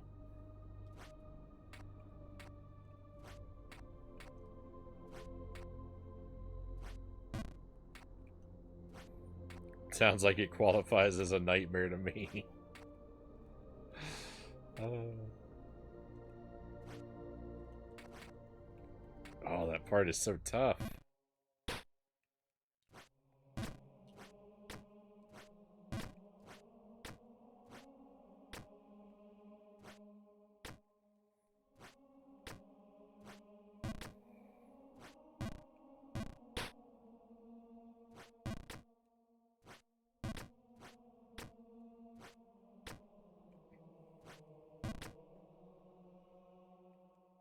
If my students didn't know English yet, they'd never know I was wrong.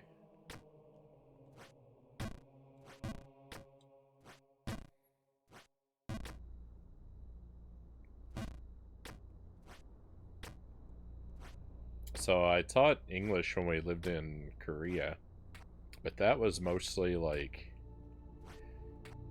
it was mostly comprehension skills. It was reading and listening comprehension, and it was really heavily geared toward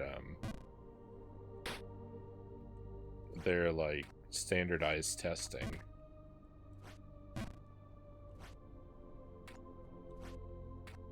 Like the most of the students I had were already highly proficient in English. It was more about refining and test taking skills.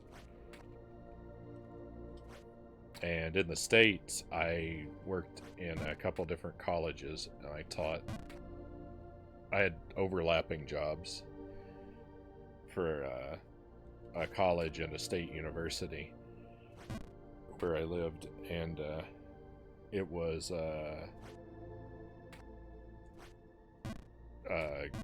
grammar, like refresher grammar courses for students who had been out of school for a long time, adult students, and composition.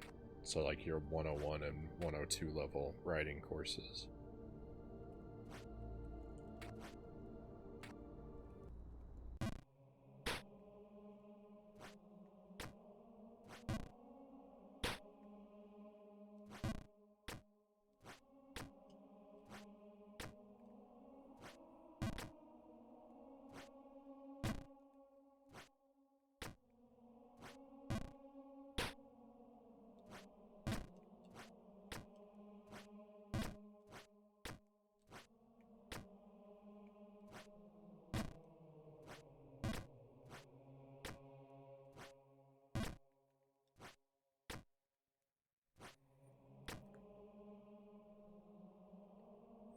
My English teaching was also in Korea, EpiPen says. Students between 1 to 6th grades.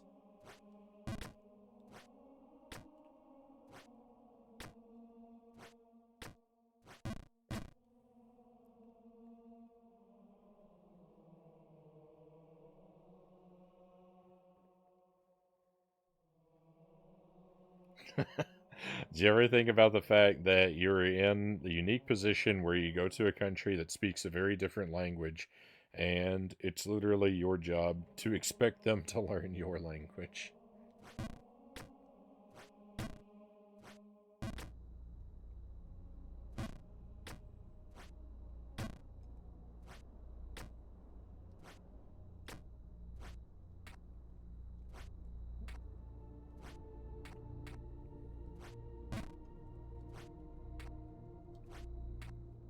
I don't know that it ever occurred to me quite like that, but I definitely was lucky that I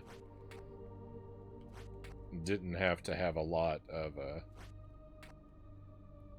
Korean in order to function, because even living there for a couple years, I didn't pick up a whole lot of the language.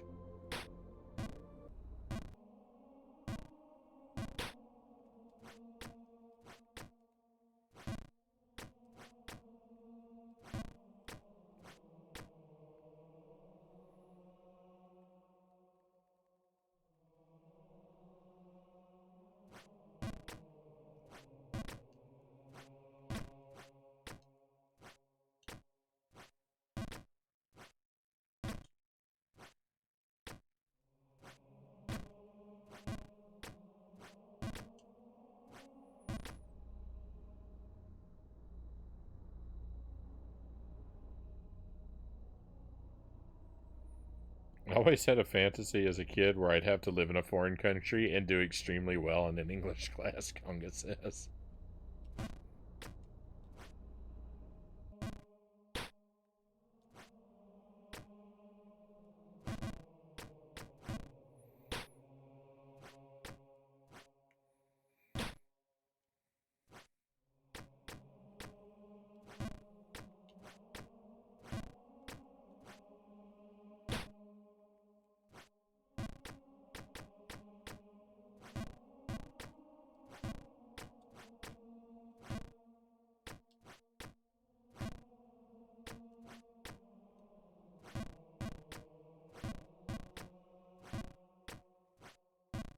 You know that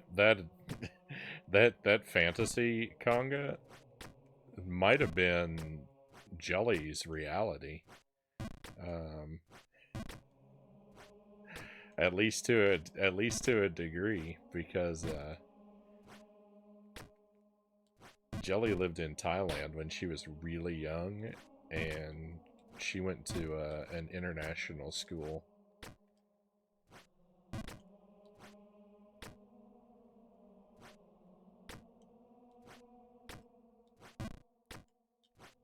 over there. So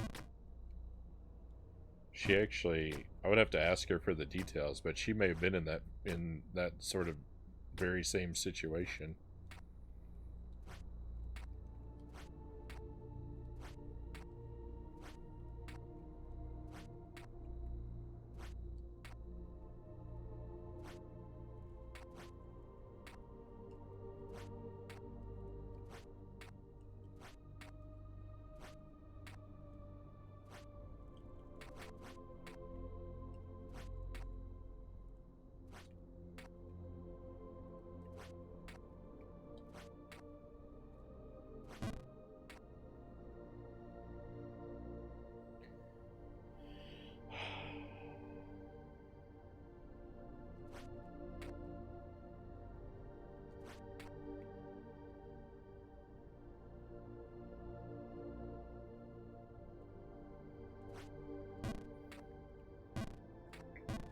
No.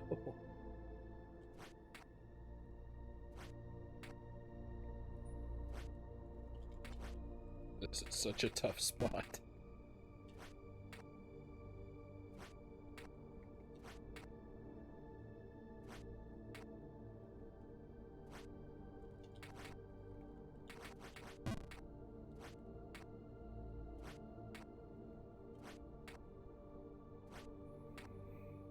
That last jump is just horrid.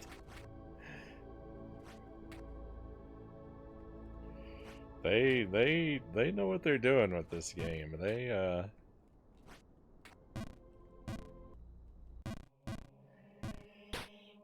designed some really nasty jumps.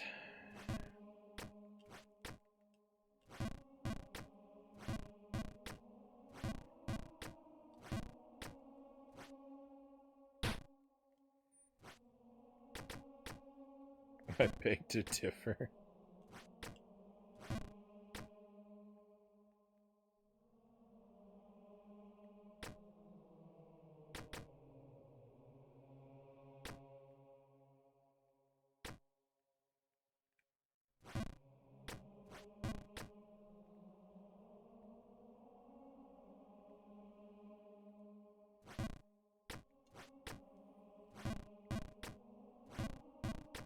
Oh, let's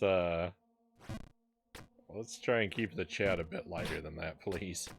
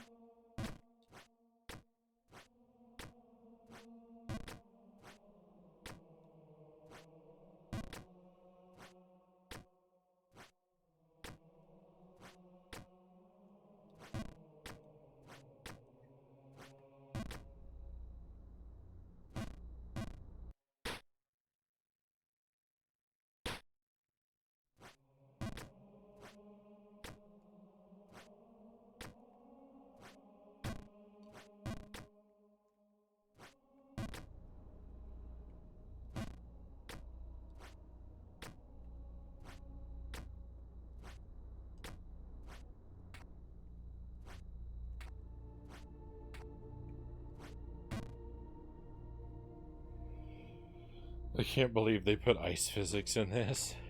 There's ice, there's wind, and there's water physics that I've had to deal with all of those.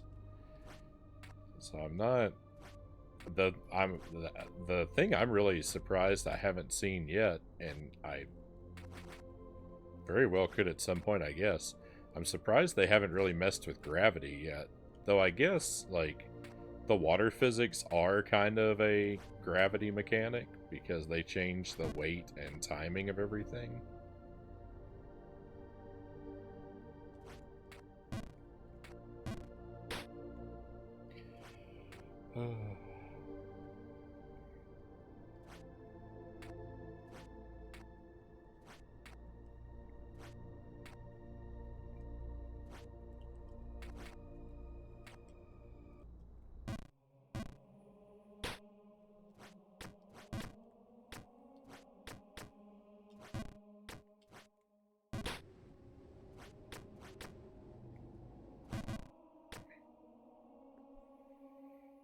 Are you having an ice time, Frownie? I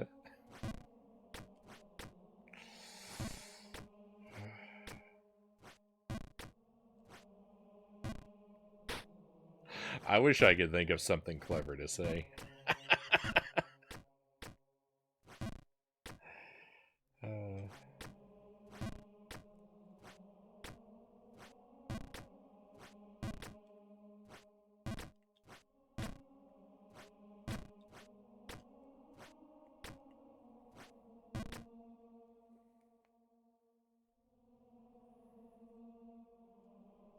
Snow flurries. Sometimes we can't think of good puns. Oh goodness!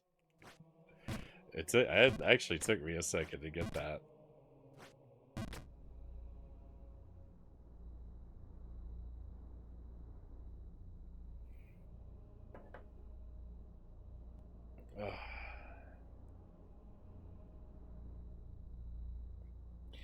I think I am going to take a moment, my friends. I'm going to stretch my legs and I'm going to refill my coffee. So I'm going to take a short BRB. We'll just leave Jump King here on the sledge for a moment. And what time is it? It's pretty early yet. So yeah, let's just take a BRB for a few minutes, and I will be back with you again very shortly. Thank you for sharing this journey with me thus far, and hopefully we'll get to see whatever's above this ice section soon. But I don't know. That's gonna have to wait. I'll be back with you shortly.